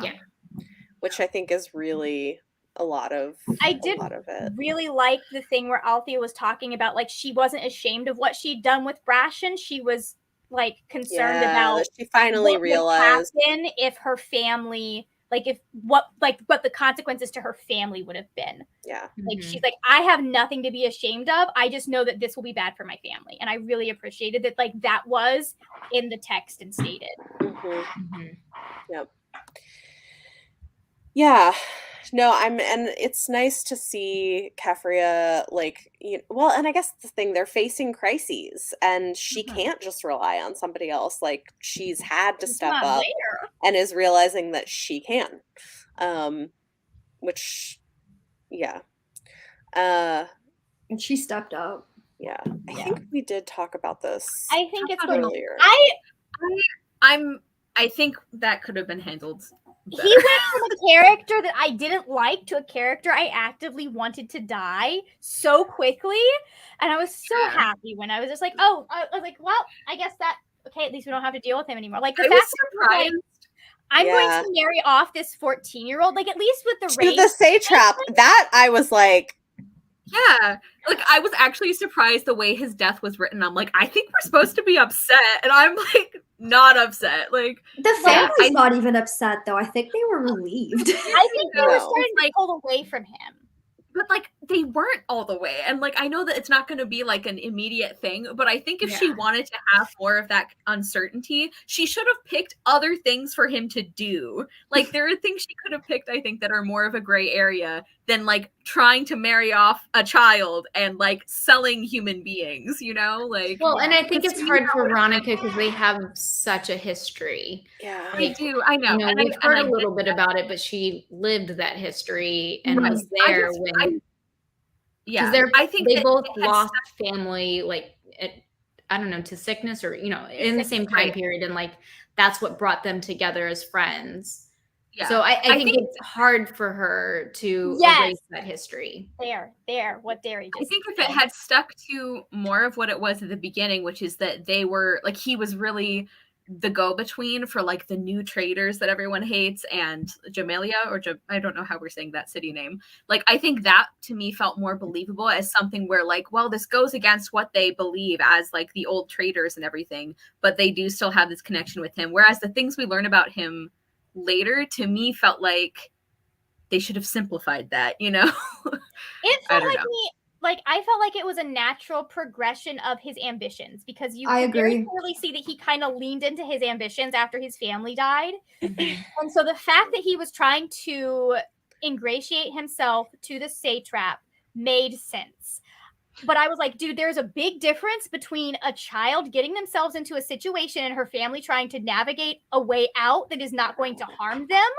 And you sitting there going, hey, this abusive asshole over here, you should marry this lovely 14-year-old. It's also not his kid. I know. Yeah. I'm not saying it doesn't make sense for Davad. I'm saying that I think I could have been more sold on the Vestrit family's reactions because it felt kind of inconsistent to me, but I know that's I felt like they were kind of getting disgusted with him and getting annoyed and just being like, and there was so much else going on because when she found him dead, she also was like, are my children and is my daughter and my grandchildren dead? Are they dead? Like she had way bigger concerns and was just like, you know what?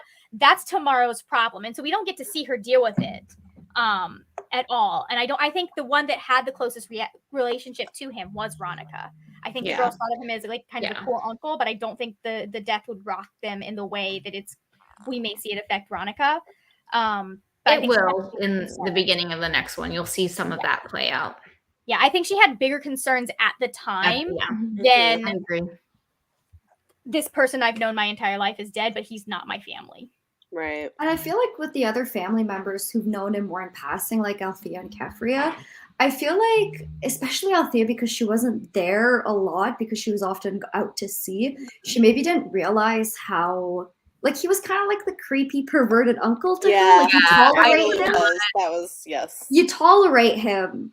You don't have an obligation to, like, go out of your way for him, but, like, she didn't really have a reason to like actively despise him. Like to us from the outside, it's like he's a shit human being, but like someone that's in your family, essentially, it's like you kind of have to put up with him. Right. He's like the slightly off-putting family member that comes. I mean, he's not even the worst of the weird uncles that people have, you know? Yeah.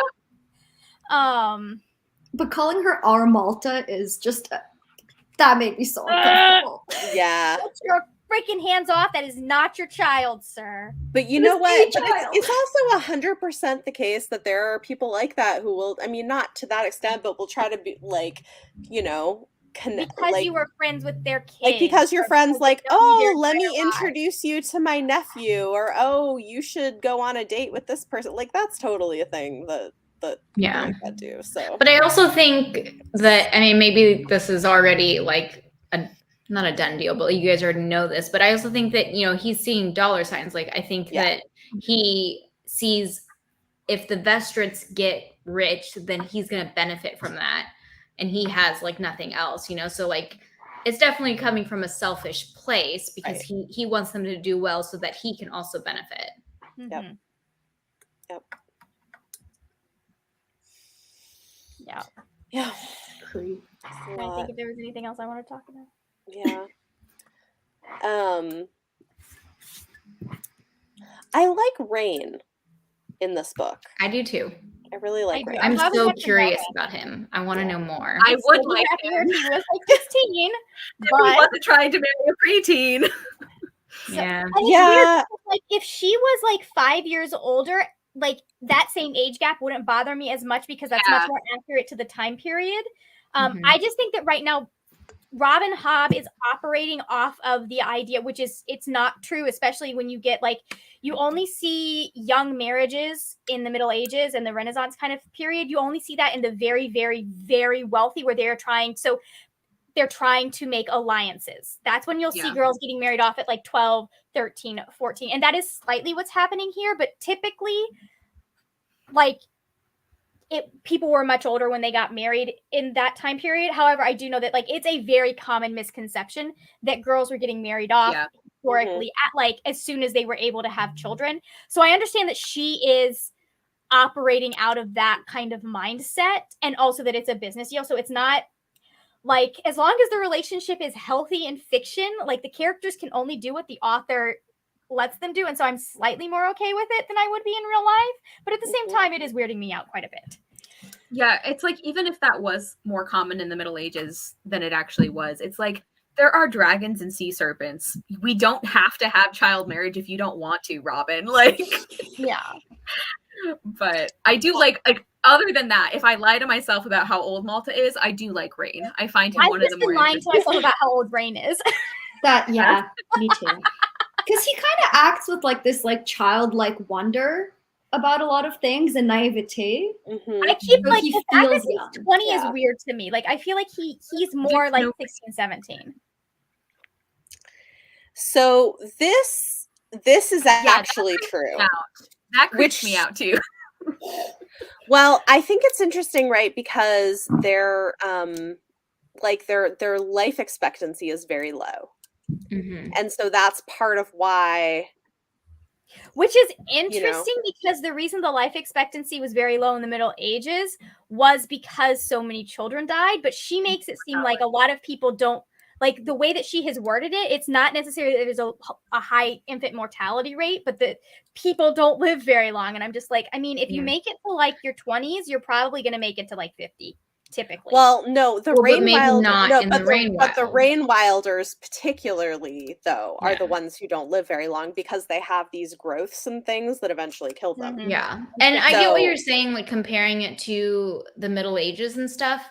But the way I see it is to me, it doesn't matter what actually happened in the Middle Ages. It's more the world building in the book and like what is true. So if child marriages are a thing in the books or like in that culture, then I'm more comfortable with it, I guess. And because there is like world building aspects that I think make it make sense, like the shorter lifespan and like needing to have healthy blood introduced into your family and making it into a family like alliances and like all of that fits with the book. So I have less of an issue. I do wish Malta was aged up a little bit, but yeah, I mean, but also they're not married yet, so I'm kind of hoping she'll be a little older by the time that happens because she's what 13 or 14 now. She's 14 right now. She's 14. She's 12 at the beginning of the last book. I don't know how many birthdays she is. She's 14. It states that she's 14. They said she's 14. Yeah. She turns 13 in the last book, and then they've had another like almost year go by. And I think that I think that they plan on being like engaged for a while. Like I don't think they actually plan to get married for a while, but I don't know where I'm remembering that from. Or I think families were kind of saying like we should. If this alliance is sealed, we should wait till Malta's maybe a little bit. Yeah. That's anyone for books. That's my thing right there is like, that's a little weird. I do think that, like, because people will bring up I'm grooming, and I distracted. think the fact that both mothers are kind of watching out for that kind of protects her a little bit, because there were like, you would see that in some of the royal families. They would take steps to make sure that no one was taking advantage of the young, like, because they would live separately a lot of the time. Yeah. Interesting. I can see this. I guess what's hard about it is I don't think it's that uncommon. Like it is messed up, but also it seems like it's Yeah, you but know? again, like I feel like in this world building setting, it makes sense because that's like what happens. Like that's what they are used to doing, is marrying younger women. Yeah. And so like from his perspective, that's what's expected, I guess. I don't know. Yeah. It is weird, It but is. I mean, it is. And I think it's fair to have issues with it. right. Yeah. I think it's more just like trying to unpack like why I'm less. I think part of it is Malta's personality. Like I think like it bothers me less because of their personalities, if that makes sense. And like the specifics of how it's being done, because it doesn't like it doesn't feel to me like grooming or a power imbalance. If you know what I mean? Like Malta is and like I said, there's stuff that works for me in fiction because the author is in control and the characters can't be anything other than what the author says they are. That's part of why Twilight worked for me. But like in real life, I would be way out of like in real life, I would be like side-eyeing that relationship. Like, I'm sorry, you let your 14-year-old do what? Yeah. Emily, also, this is a good point. Yeah. In like Paul Atreides in the books is 15 when he I did not know 20. that because he's always played by a 20-year-old. No, he's 15. He's 15 in the books when he has a kid when he's like 15, 16. So yeah. Yes. And I think it's really interesting seeing Malta, Derry's comment, be in less of a rush as we go through the books. Yeah. She doesn't really know what she wants or the implications of what she thinks she wants. And she's starting to, figure some of that out, I think. Yeah. But I also agree that I feel like Rain, I don't feel like he's trying to take advantage of her. No. And that makes me feel more comfortable with it, I wonder if he also senses that she has some, like, not abilities, but like she has like a power in her, which makes her able to like talk to the dragon after they open the dream box and stuff. Like, I wonder if he maybe knew subconsciously and it wasn't just her appearance or whatever that attracted him, but like her connection to the Rain Wilds. That's interesting. Yeah. Like the fact that she can hear the music that he wouldn't expect if you weren't born as a Rain Wilder. Yeah, that's a good point. Yeah. I mean, I think that part of it is like Rain is a plot device to get her to where the Rain Wilds were and where the dragon was. So yeah, I do feel like Rain is not taking advantage of the situation, and it would be easy to forget if people didn't keep bringing it up. And the fact too that like there is really no story reason why it has to be that way. I think that's what keeps getting. Yeah, it is really weird that it is that way. Emily's comment about Paul's son and daughter being knight, I mean, literally they're royal, and that's when they would start talking about marriage if you're talking about royal children. Yeah. And alliances. Yeah. Like there are kids that were engaged as young as like a few weeks old, I think. Yep. So, I know it's just one of the things that like it's a little weird and off-putting, but not written in a way that's weird enough that I'm like, this is an absolute like give him a couple of years. I could be into this relationship. Like let her grow up before anything happens, and I'll be cool. Yeah. Yeah.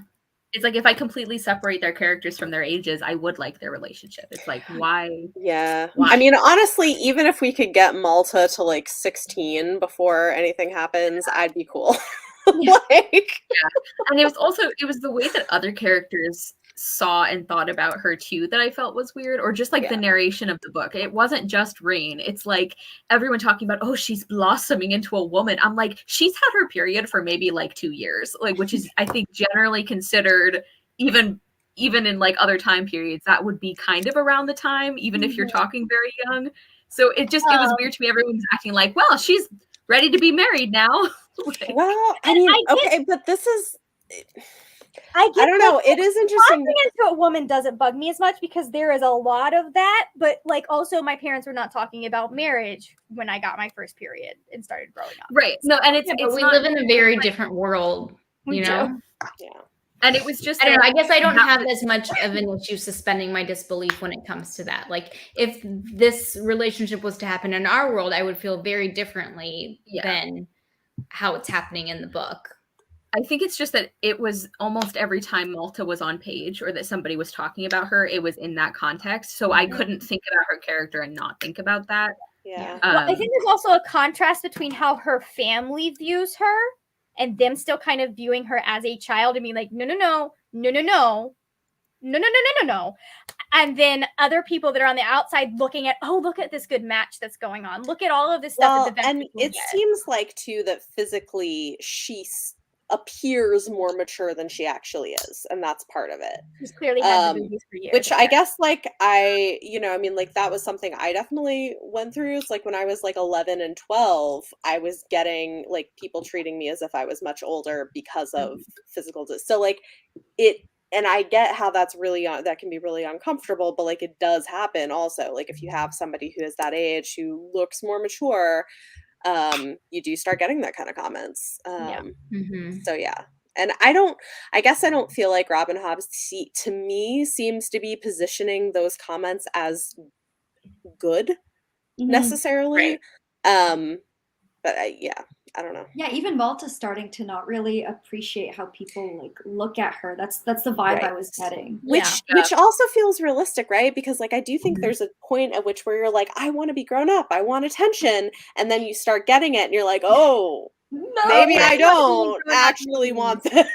Right. I love that she's coming to the millennial mindset at the age of 14 because her family has to pay bills.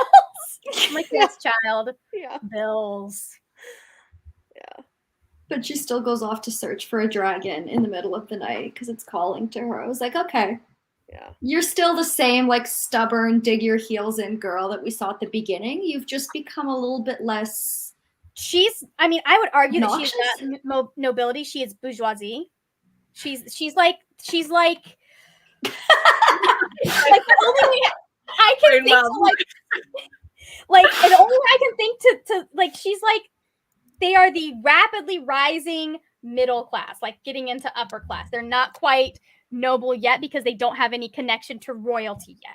Or connection to royalty. And you have to be nobility, you do kind of have to have that to some extent. I guess I feel like I don't know, like the way it came across to me is it reminds me almost more of like the crumbling former noble, almost like Downton Abbey sort of, where they're like, oh, like we have to figure out now how to actually make money and continue to like used to be very prominent. I don't know, like that's kind of the vibe. It's giving me like the Italian, a crumbling Italian merchant family.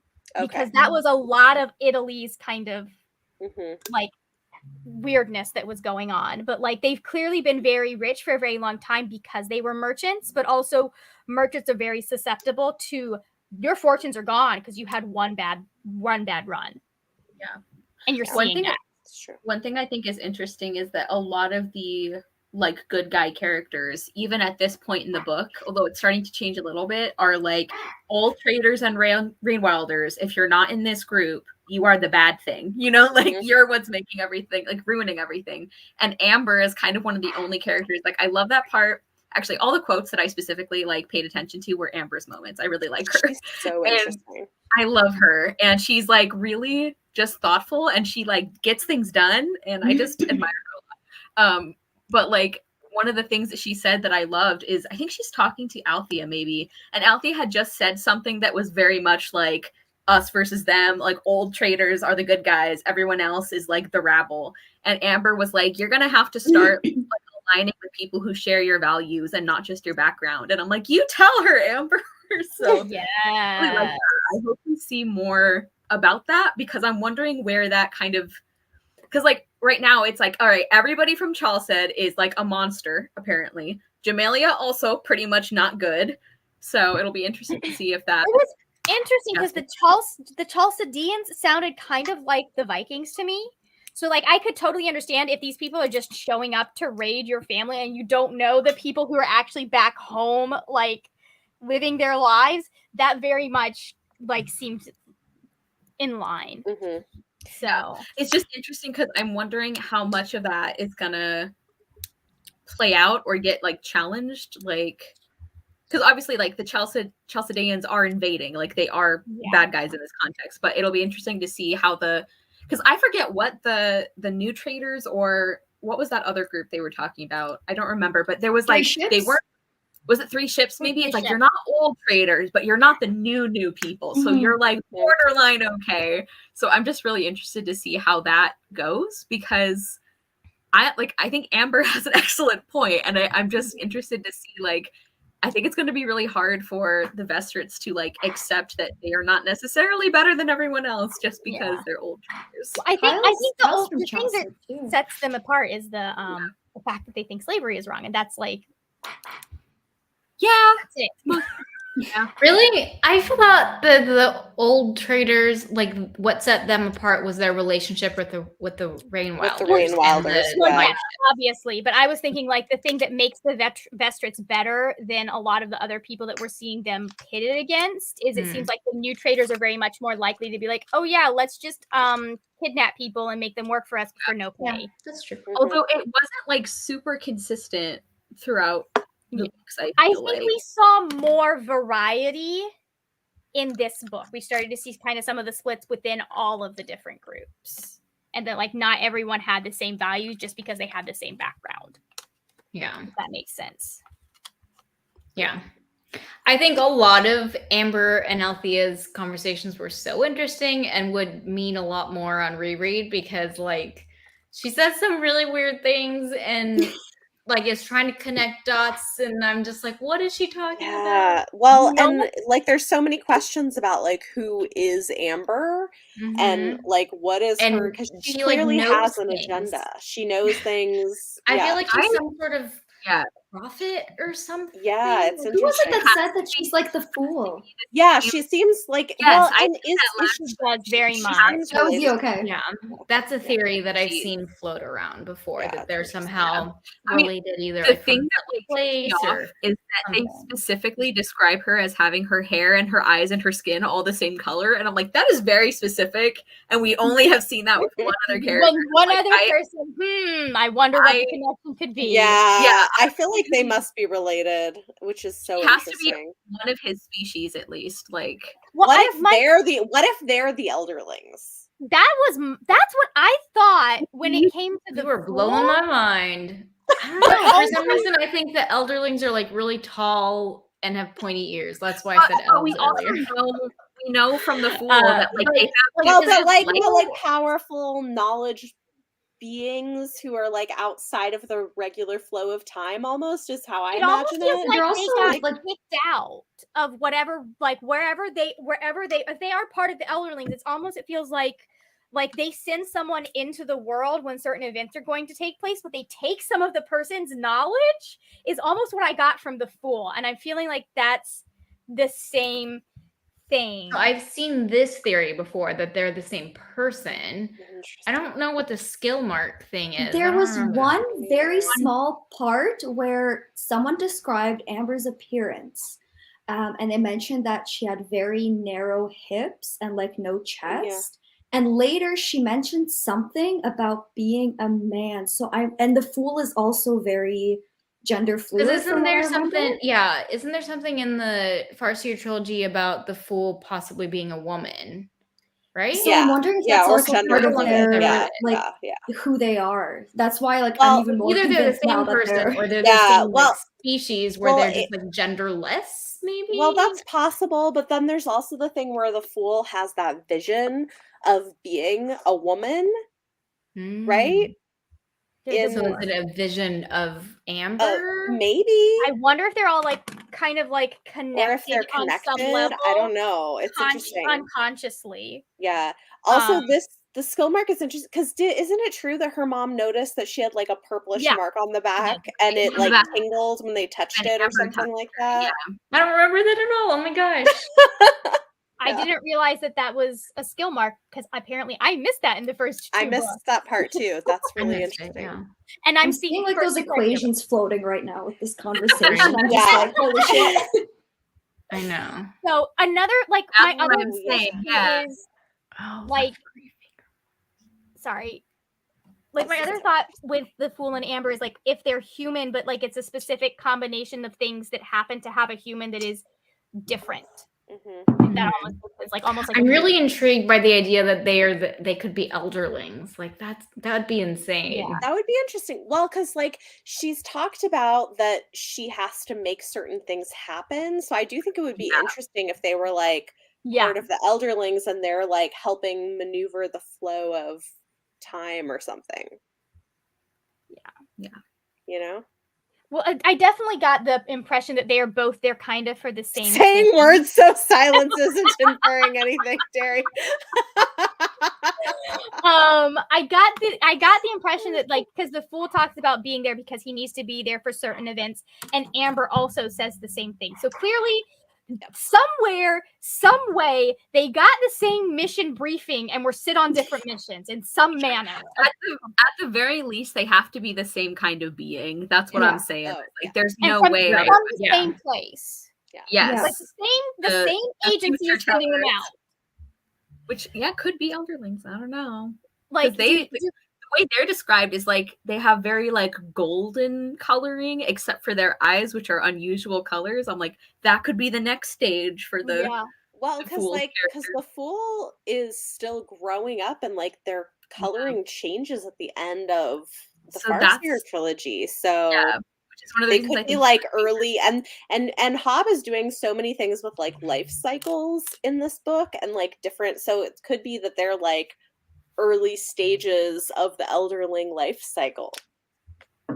he does, like, if you listen to him, he does seem like because he talks about Childlike. being lost, and in at least in the Farseer books, his reasons for wanting to find the elderlings do seem kind of like he's trying to figure out where the frack he came from, if that makes sense. Yeah. He thinks they have all the answers. Man, this conversation's making me think about Sanderson and Wit, and I feel like Robin Hobb just was like, what if there is a temp agency where you can get these kinds of characters and they just send them out whenever events are happening in the world? the most stressful job. Harry, it's a wonderful life. We need a weird, all-knowing, cryptic person to go do this thing over in the Six Duchies. Are you up for it? Yeah. what if they're aliens? Or from another realm, Planet or something. multiversal That's beings. what I'm getting is that they're from another realm because it feels like the Fool was kicked out of somewhere. So I'm like, okay, I feel like there's some Grey Havens shit going on here. I guess we'll see. Interesting.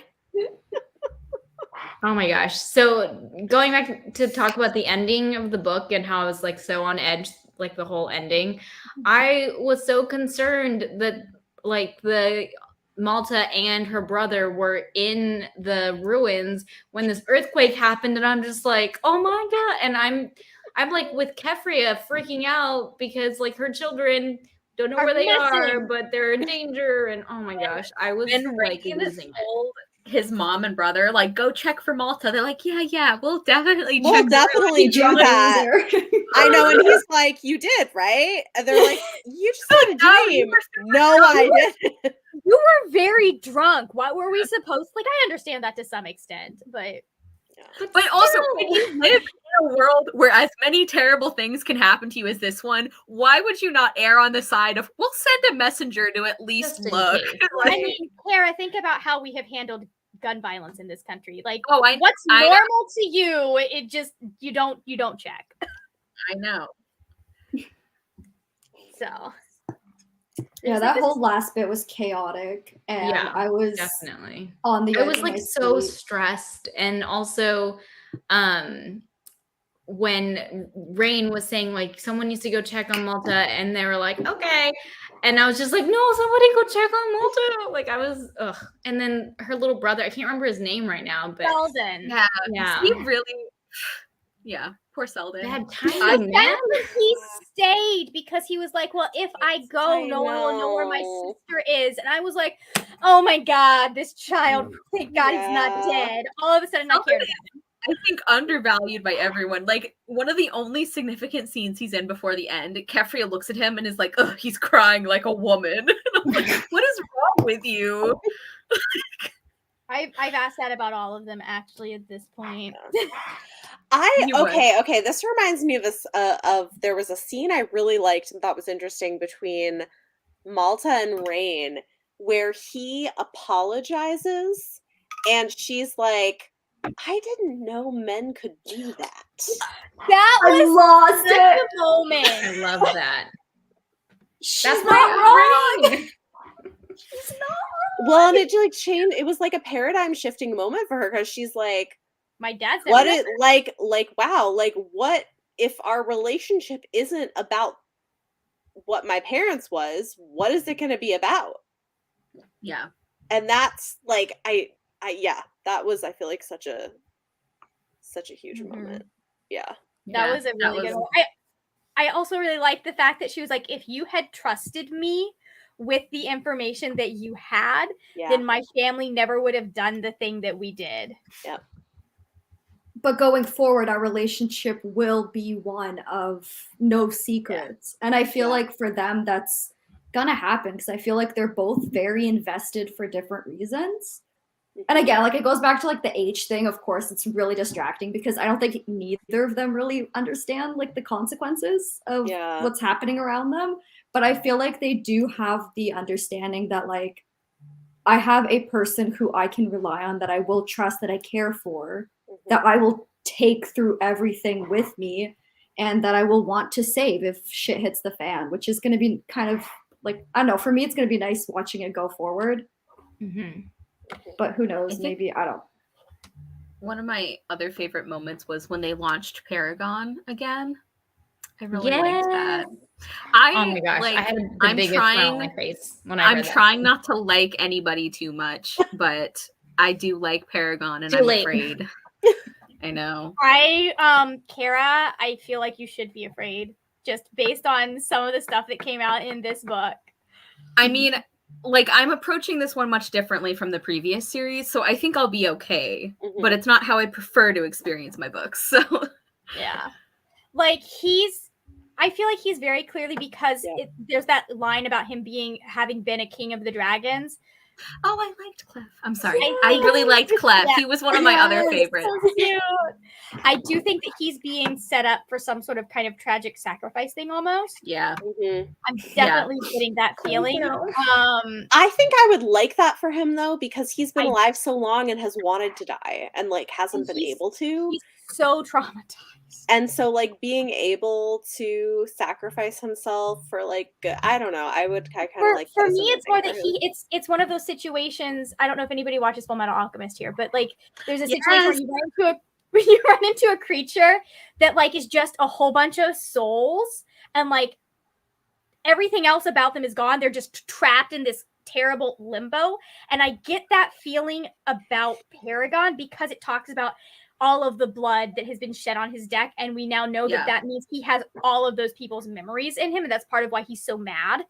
And so I feel like he's being set up to be this tragic figure, but that also would kind of be on some level be setting him free, because we also have that scene with the rings where he's like, please, I'm just memory trapped in this husk, let me go. Yeah.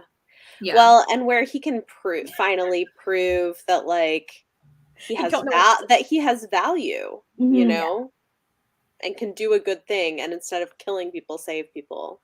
And if he were a person, I'd be like, I mean, I want to see him continue on after that, but he is not. Yeah, I was gonna say like I think like mercy killing type things, especially if it's like self-inflicted, can be a hard thing to get right, but I'll be curious to see how she does that, because like he is very much written like somebody who is going to die in the next book. Like, not even Well, I need to know what happened to him in his past before he dies. I'm assuming it was that pirate guy or something. Like, it has to be Egret. I'm wondering if he was the ship that Egret had. That's very possible. Yeah, that's what I assume. Like, but like clearly the last time that he disappeared and his family found him again, like that wasn't it. I'm getting the feeling that it wasn't his fault that the people who went out on him died. That it was someone else. Well, and I think okay, I have a theory. I think that Kenneth was on that ship as a kid. He absolutely was. Because that's why he killed that cook, because he doesn't want anyone and I think because he killed the cook after the cook said that it was in the rain wilds, because only the live ships can go up into the rain wilds, when he said the treasure was there. So I think that's why he killed him, is he realized, oh, you really were on it. I don't want you to see me or figure out who I am. So I'm going to kill you because you're a survivor. And I think, like, we even hear him say something about, or think something about Egret, like, by name, when he's having, I don't know if it's when he's talking to his weird little charm bracelet or what, but, like, he actually uses that name. That wiped out his family and took him. Yeah, like, that was Egret. I think that's what had to happen. But I think it was on Paragon. Yes, I agree. I think it was. Yeah. Because they always say that, like, no pirate has captured a live ship before, but it's like that you know of, because Paragon came back, but it was mysterious. Right. So I think you're right. There was definitely, like, Robin Hobb never says anything for it not to make sense later on. Right. Like, she's setting those things up. Well, there was that whole conversation where they were like, oh, well, there was this one pirate, but they're like, well, he probably just lied and said it was a live ship. Yeah.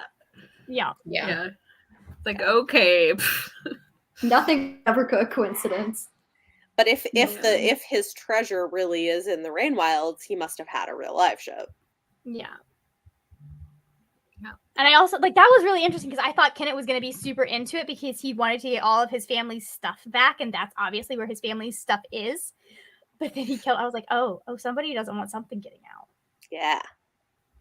Do you think he killed everybody on Egret's ship? Like, Kenneth did? I don't know happened. The timeline. That's the thing. He says, because I think you could be right, Bethany, and he either killed the cook because he did know where it was, or he killed him because Kenneth was the only survivor and he knows there wasn't any other survivors. You know? Maybe. But I mean, it could be that, but it also could be that he knows there may have been other survivors and he's been killing them. Like, because he doesn't want, I don't know, something. I guess we'll see. I don't know. We will see. We will see. Next month. Yeah. I'm going to start the book earlier this time, for real. Me too. I calculated it because I left it too late and I had like a week left, and I was like, I have to read 150 pages every night at least, like, for me to finish in time. For me, it's just I need to be able to take breaks from this story. Yeah. I find, like, the last one, the beginning, kind of getting back into it is slow, but once it picks up, like, you can't put it down. Mm-hmm. It's like there'll be periods where I'm like, I don't want to read anything else. Well, and it sucks when I'm reading other things at the same time, and I'm like, this just isn't as good. Like, look, suffering comparison. But yeah, I do want to finish Assassin's Quest before I get to Ship of Destiny, but it's gonna have fun with that. How good are you? I liked Assassin's Quest. I'm saying that in that perspective. I think I will like it better than Kara did, just because I know who Kara's favorite characters were, and like I kind of know what. Like, you don't know all of them, but yeah, I know some of them, and I know that we have very different priorities when we going into these books. Like, so. Anyways. Yeah. So interesting. Like, it's definitely better than some of the shit. She still writes better stuff than some of the shit that I've seen in Terry Goodkind stuff. So. Oh, I think definitely. like some of his stuff is like, it was okay when I was 16. I was like, oh yeah, he's just being realistic. And then I learned what his actual attitudes towards women are, and I'm like, never mind, it's not cool. I don't like it anymore. that was a disturbing scene. Yeah, there's a lot of disturbing scenes in Terry Goodkind, I feel like. There are, but like, well, okay. Me and Yeah. Leanna are on the like. I was Terry like, I oh, feel like you were It's reading okay. that. It's okay. I know a lot of people feel that way. Me and Leanna are both definitely on the like Terry Goodkind is a feminist train. So. Oh, really? Oh, yeah. Oh, then you don't know a lot of the behind the scenes stuff that he has pulled. I No. don't know. I Maybe. feel like Leanna would. I don't know. I don't know, because I just know that from stuff that I have heard that came out when he bashed his artist, there were a lot of people that were like, oh yeah, he's real nice to fans and stuff and talks a good talk. Like he's kind of almost a what's his face that did Buffy that everyone's like, oh yeah, he's a feminist and da-da-da. And then it turns out that like in his real life, he's not. Huh. But like, and I say that as someone who did genuinely enjoy his books. Mm-hmm. I just like, there's stuff that now knowing some of his views, I look back on and go, okay, that's why that was in there. Yeah, I've read 3 of them, and by the end of the 3rd one, I was like, "This is getting real weird." I think I read It does all get of weird. the Sword of Truth books at the time that they like the last trilogy came out. I read that trilogy. I read all of them, and then I read like the first 9 or 10, but we're doing a year-long read along of all of them right now. So we just did like they really are fascinating, Yeah. and like he does a really good job of world building and character building. And there are some moments in it that I really do enjoy. Yeah. I mean, I do think this is I think the world building is really cool, and Yes. I watched the TV show that everybody hates first, and I was like, "Oh, this is based on a book. Let me go read the book." And I liked them at the time. Yeah. By the time I got to the 3rd one, I was like, "This is getting really weird. I think I'm gonna stop." They do sometimes get weird. There are things there are characters I like really love. The and I most think he has disturbing part of the series was in like I think it's book 4. Is that the one where the That's wedding? I think I had that's- heard that, and that was one of the reasons why I chose not to pick up. I think it's really interesting. Anyway, we're talking a live we're show. totally Live show for book 4 is on Leanna's channel next week or later this week. So Sorry, if anybody wants to hear us talk about that one. completely. That's all right.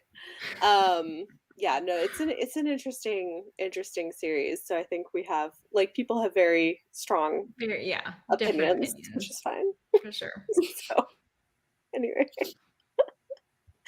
I just didn't think I'd ever hear Robin Hobb compared to Terry Goodkind. Like that really threw me off. I was like, what? Yeah, they're very different. Yeah. For me, that you can a lot of the time, and it's not just male authors, it is, but you can kind of tell, like in someone. What about callers? I don't know. Anyways, you can tell when someone is putting stuff in there for trauma porn and when they're putting it in there to be authentic to the character's story. If that makes sense. And I don't think Robin Hobb is doing that.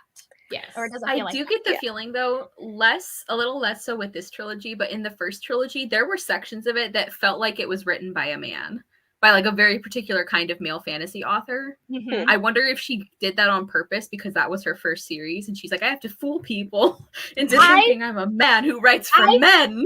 Yeah, I feel like a lot of the Farseer trilogy was her trying to write what's expected of a fantasy author of the time. Yeah. So maybe. One last thing I would just want to throw out there about Terry Goodkind is I'm also coming towards his books from the perspective of being a Wheel Time fan, and there's some like controversy about whether or not he lifted ideas, like where's the line for plagiarism of ideas, sort of thing. So oh my god, Jade, we could talk about that. Well, they were coming out. I mean, they were coming out around the same time. They were, but yeah. But there are some very interesting parallels. Jade, they were. I'm always so skeptical of the like plagiarism arguments because it like the legal standard for you it should is look so into high. it. I don't know. Like I said, I'm a Wheel of Time fan, which obviously not everybody is, but there are some pretty compelling arguments in my opinion. But I don't know. I think it just like depends because like Cassandra Clare had a very similar controversy, and then it turned out like she was able to go through and like prove all, and I know nothing about this, but she was able to go through and like, yeah, a lot of this is just fantasy stuff that's similar. Also, my books came out first. That was so funny. So, but I am remember that. There's always this kind of stuff. There's always drama. Yeah. very psyched. But Well- I am now following you, Jade, because I have thoughts about Wheel of Time and knowing that you have read it. Oh, feel free to message me. I love talking Wheel of Time. I actually I want to try that series. I'm like more optimistic about it than some, but I don't know if I that's mean, just I honestly feel like when people go into it, I'm like, they're gonna hate it, aren't they? Like, I Oh, just okay, don't but I think thought that it works for a lot of people. I was gonna love Robin Hobb, and here I am dragging down the vibes of the whole live show because I did it. So maybe it's gonna work out the opposite, and I'll have You a great never time. know. You The never thing know. about Wheel of Time, I've only read the first book, but like going into the first book, I was actually very surprised at how he handled certain narratives, considering that he was a man writing in the 90s. That's like kind of what I heard. I agree with that. There's people who disagree with that, and there, I don't know. It's a whole thing, like the way he handles women, and that's a very discussed thing. Mhm. And And people have not different opinions on that it. this Well, live like show the is chosen one are one of 3 plain ass boys, but the 3 main women that are like in that first book are some of the like best female characters. Egwene Yeah. is absolutely insane. I'm in the boat of I think Jordan was ahead of his time when it comes to writing women, but not everybody agrees, and there is some weird sex stuff too. So like, I don't know. Oh yeah, the one thing I remember is like, yeah, Egwene was great, and then there's a random romance that appears out of shit you not nowhere. Yeah, no, Jordan doesn't do romance. It's like, bam, people are together. Okay. Anyways, we're way off track.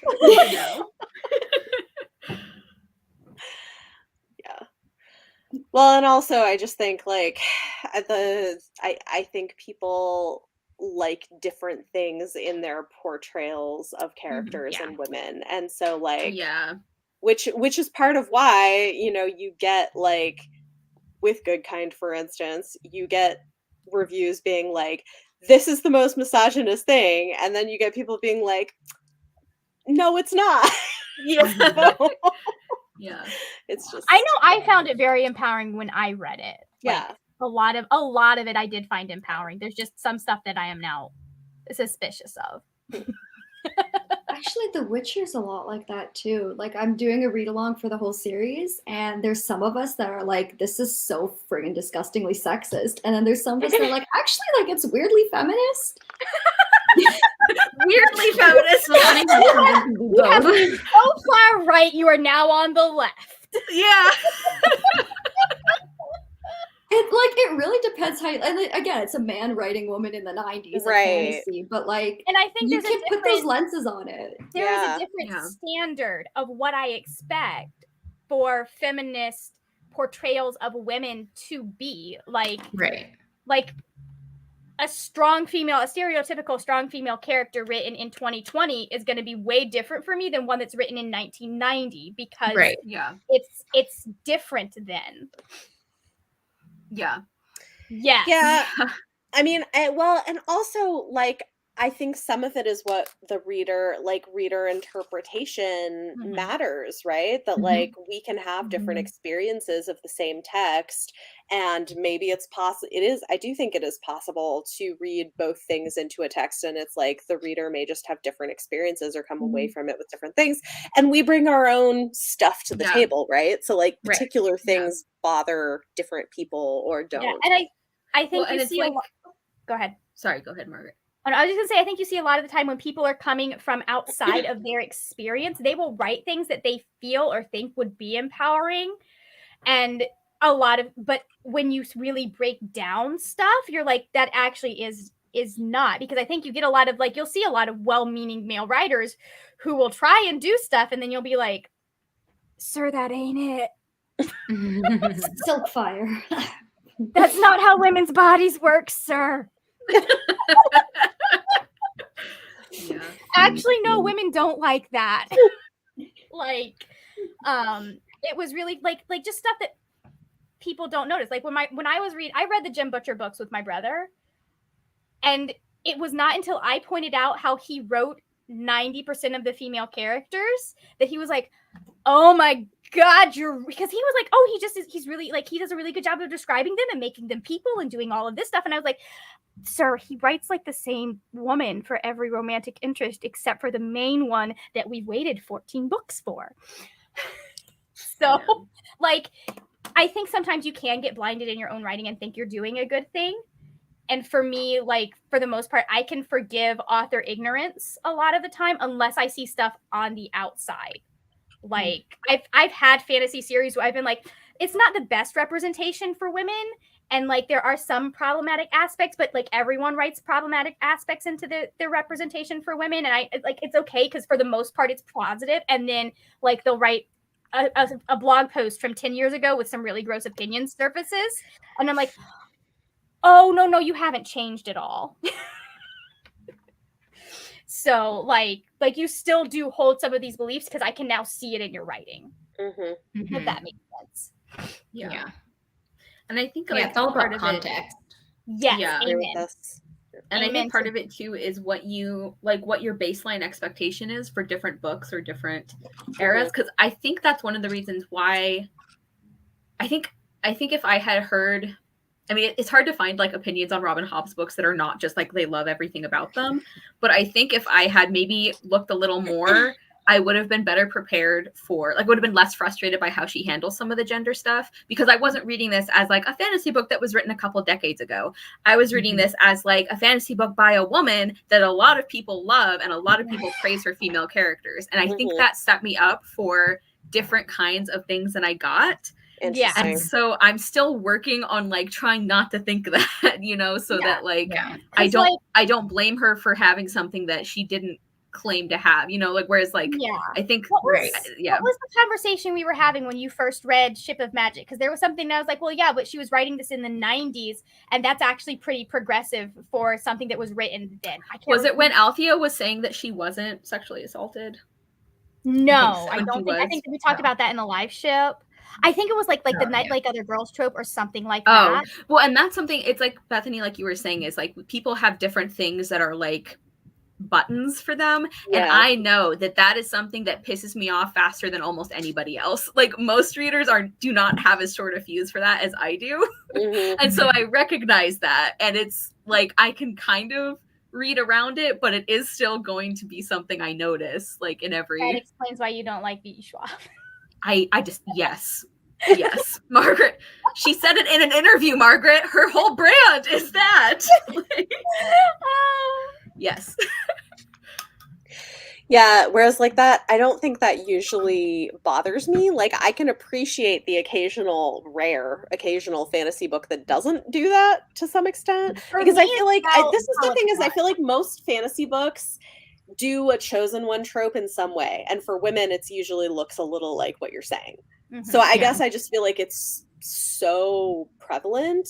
Yeah. It's, I think, that's interesting because I think I've been getting better at finding books that don't do it. And so now when I do see it, I'm like, you're better than this. Like, we've evolved past this. See, for me, it's about how you do it, because especially when we're talking about a medieval fantasy, which has certain tropes or expectations on women, you can't have a woman that is going against the grain without her falling into that trope to some extent. And so if it's like, if she's not getting too haughty about it, which is part of why, like, that was one of the things I appreciated about Stalking Jack the Ripper, because she was like, I have these interests that are not typical for a young woman in my era, but I also have interests that are similar to the young women of my era. And and I wouldn't call that the Not Like Other Girls trope. What I mean is like when it's explicitly said and her value is attached to her being the only girl who does blank, who like thinks and reads books and like stuff like that.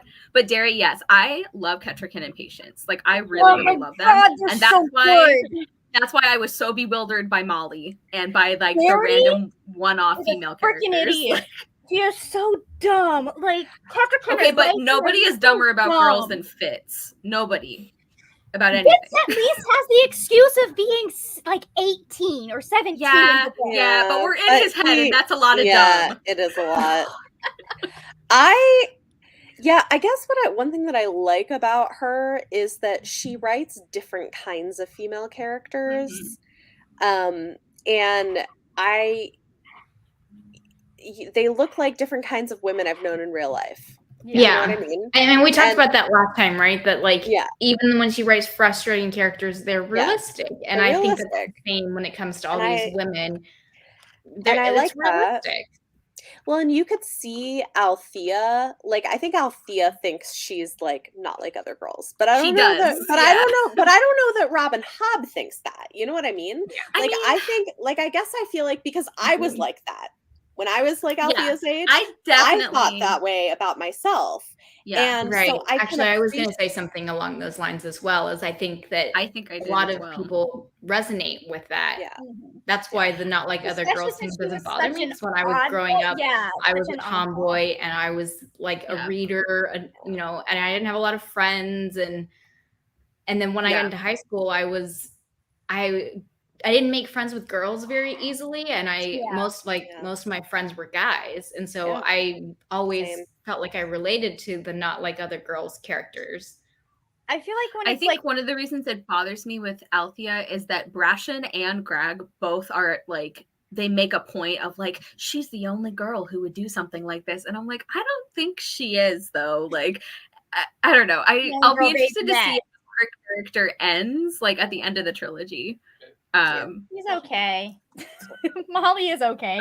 We could have had a better love story. I was like, telling she's not a character. Like she's so I was- flat. Like I was telling Yeah. Kara that like Molly and Fitz is like the like love story at your church that's like put out as a great love story, but it's just two teenagers who wanted to be able to have sex, and so they married the first person that came along. It's really the vibe Just I got. oddly specific. that's very specific. I think it's like Molly and Like a Fitz conservative church. wouldn't bother me so much if it wasn't set up to be this life-changing love story. It's like if it were just take it or leave it, I would not be as bothered. But we're supposed to be very invested, and I'm like, every time we spent time on the Molly Fitz subplot, I died inside. Like, Do you feel a bit more invested in the like live ship romances then? Because I definitely feel hella invested, and I'm not a romance person at all. I do like them better than the first series. I'm not like a big fan of any of them, but Brashen annoys me a little less than he did. Like it's looking up for Brashen him. and Althea. I'm really in, like, especially now that we've gotten to this point where they're like, we're just gonna be friends. Wink, wink. I'm like, okay, I like how this is going. Hey guys, I gotta pop out. My baby's waking up. Yeah, I need to get going too. It's getting really late, but it has been a great conversation. There's always there's like so much to talk about. I know. So I love that we can talk about this. We can't do that. We can't do that again. Okay, so we will be back next month to finish up the trilogy, and we will continue to discuss. We're like 2.5 hours into being live. So Oh I'm my like, gosh. okay. I'm reading Jessica Moss's comment right there, and I wish we could talk about it, but we can't. I do like Because I she have had a feelings. couple of good scenes in the last book that made me happy, so it got a little better. Yeah. Okay, So well, I gotta go. Okay. But I had a lot of fun, guys. Yes, this was great. Have a good night, everybody, and thank you.